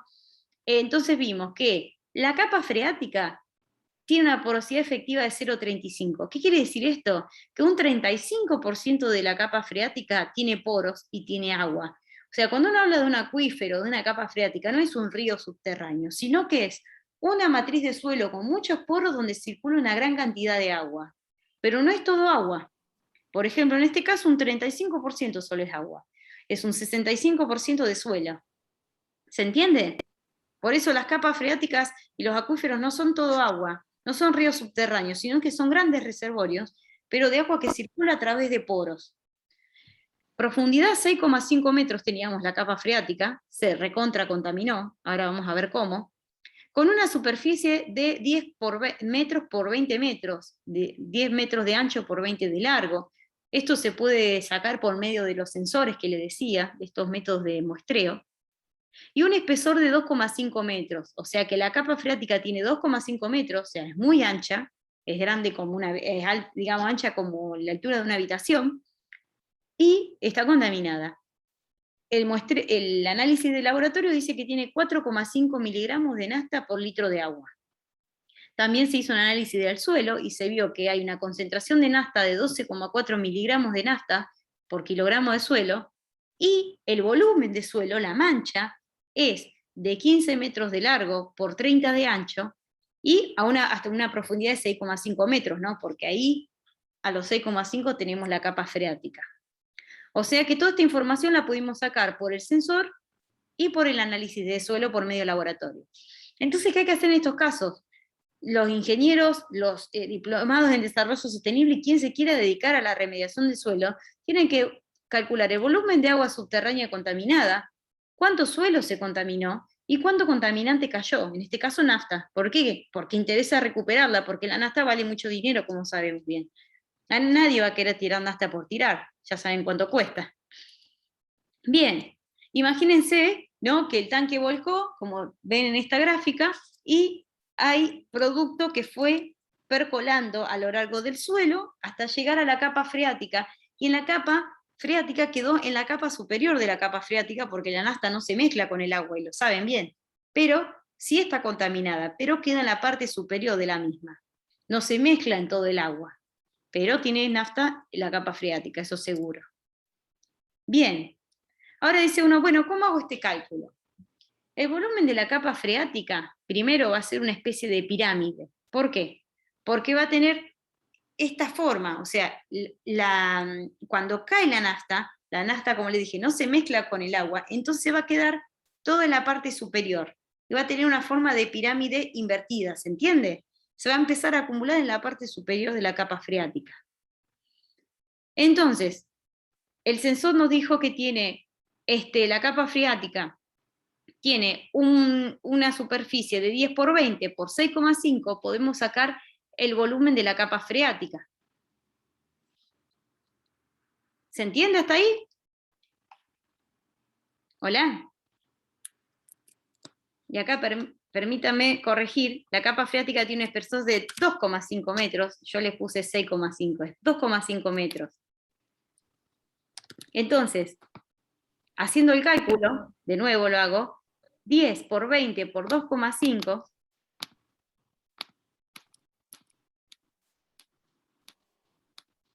dividido 3 da un total de 166,667 metros cúbicos. Permítanme corregir el cálculo, disculpen el error numérico. Entonces, el volumen de la capa freática es de 166,67 metros cúbicos, la zona contaminada. Ahora bien, nosotros dijimos que no es todo agua, sino que un 35% solamente es agua. Entonces los vamos a multiplicar por el 0,35 para saber qué volumen de eso le pertenece al agua contaminada. Y nos da 58,333 metros cúbicos. O sea, que tenemos 58,333 metros cúbicos de agua contaminada. Bien, ahora uno dice, bueno, pero ¿cuánto es esto? Son, pasado a litros, son 58.333 litros de agua. ¿Les parece mucho o poco? 58.333 litros de agua.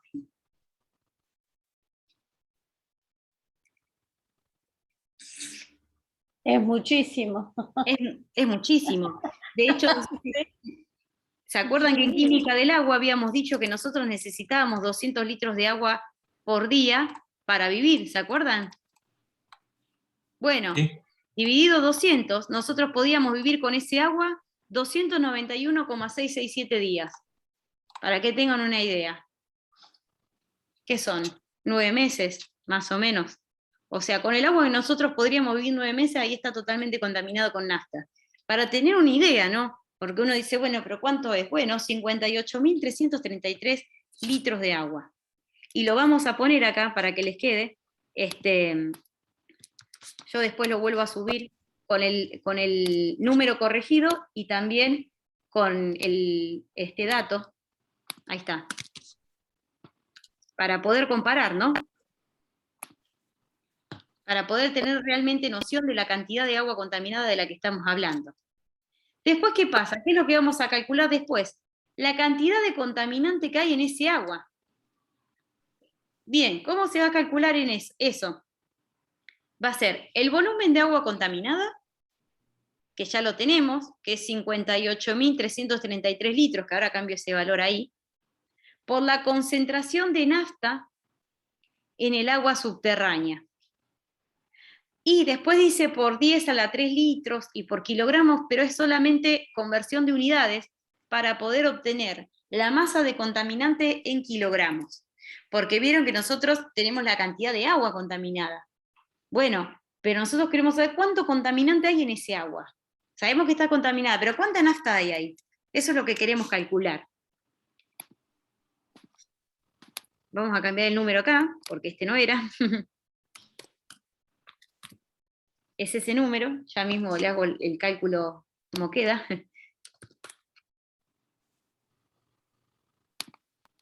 ¿Se entiende hasta acá? ¿Alguna consulta?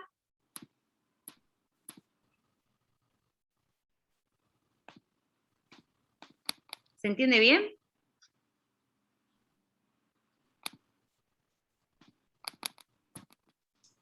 Se entiende que se puede hacer el cálculo, pero de ahí que lo pueda hacer yo. No, no hay problema. Se puede hacer tranquilamente con la práctica, pero es principalmente para que nosotros entendamos de la cantidad de un poquito de nafta, se me aceleró, como un poquito de nafta nos puede hacer un desastre en el agua. Miren qué número me dio de nafta, 0,262 kilogramos, o sea, 262 gramos de nafta, nada, nos está contaminando 58.333 litros. Como para que tengan una idea de un poquito de nafta de nada nos puede estar haciendo un desastre ambiental. Eso es el mensaje que quiero dar con el cálculo.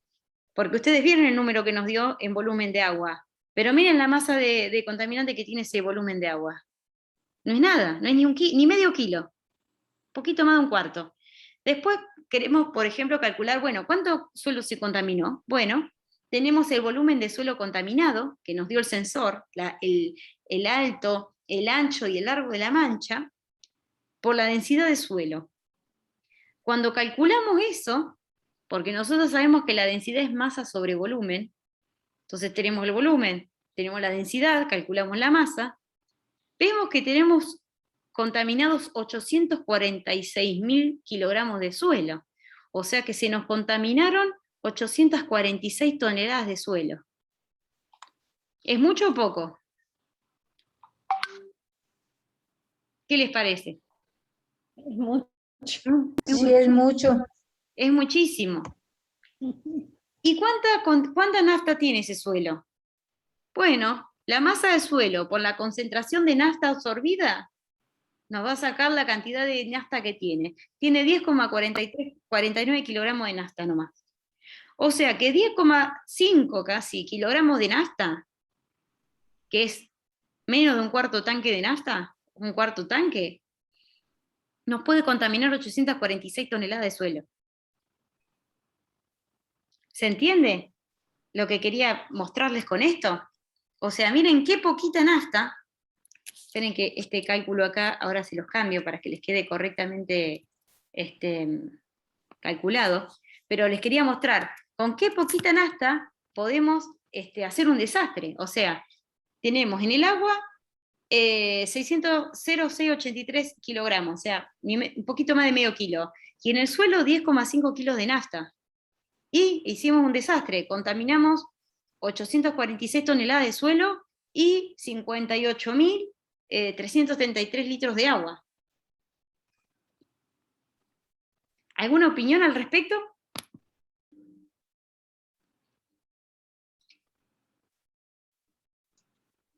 Hay que tratar de que no haya accidentes. Es una locura.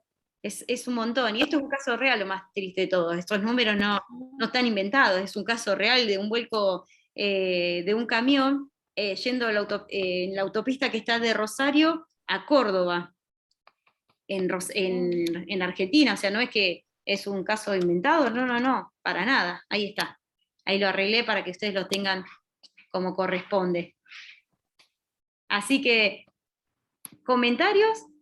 Hasta acá hemos llegado con lo que es la videoconferencia de suelos y de agroquímicos, contaminación y remediación dentro de lo que es el módulo 3, ambiente, dentro del Diplomado en Desarrollo Sostenible. Por eso espero que les haya servido todo lo que vimos. Si tienen algún comentario, alguna consulta, no hay ningún problema. Nos podemos seguir comunicando después por el aula virtual, también no hay ningún problema.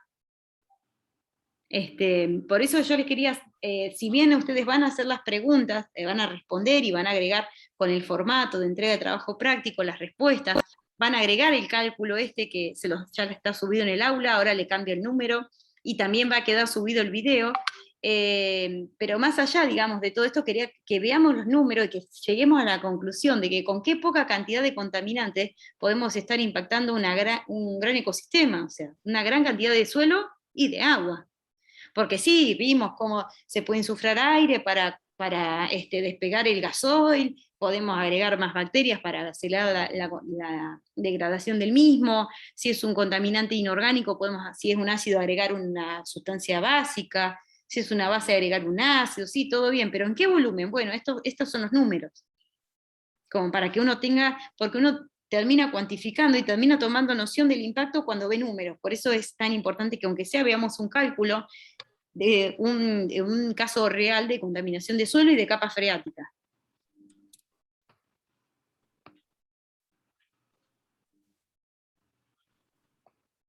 Así que bueno, esto ha sido todo por ahora. Ustedes saben que pueden escribirme en el aula, no hay ningún problema, nos podemos seguir comunicando. Así que ahora nos queda las próximas videoconferencias, se las mandé por mensaje, igual las voy a volver a mandar. Ya están cargadas en el aula virtual, que son para la semana que viene. Así que es un placer, la verdad, que hayan podido conectarse y que hayamos podido desarrollar esta videoconferencia. Muchísimas gracias.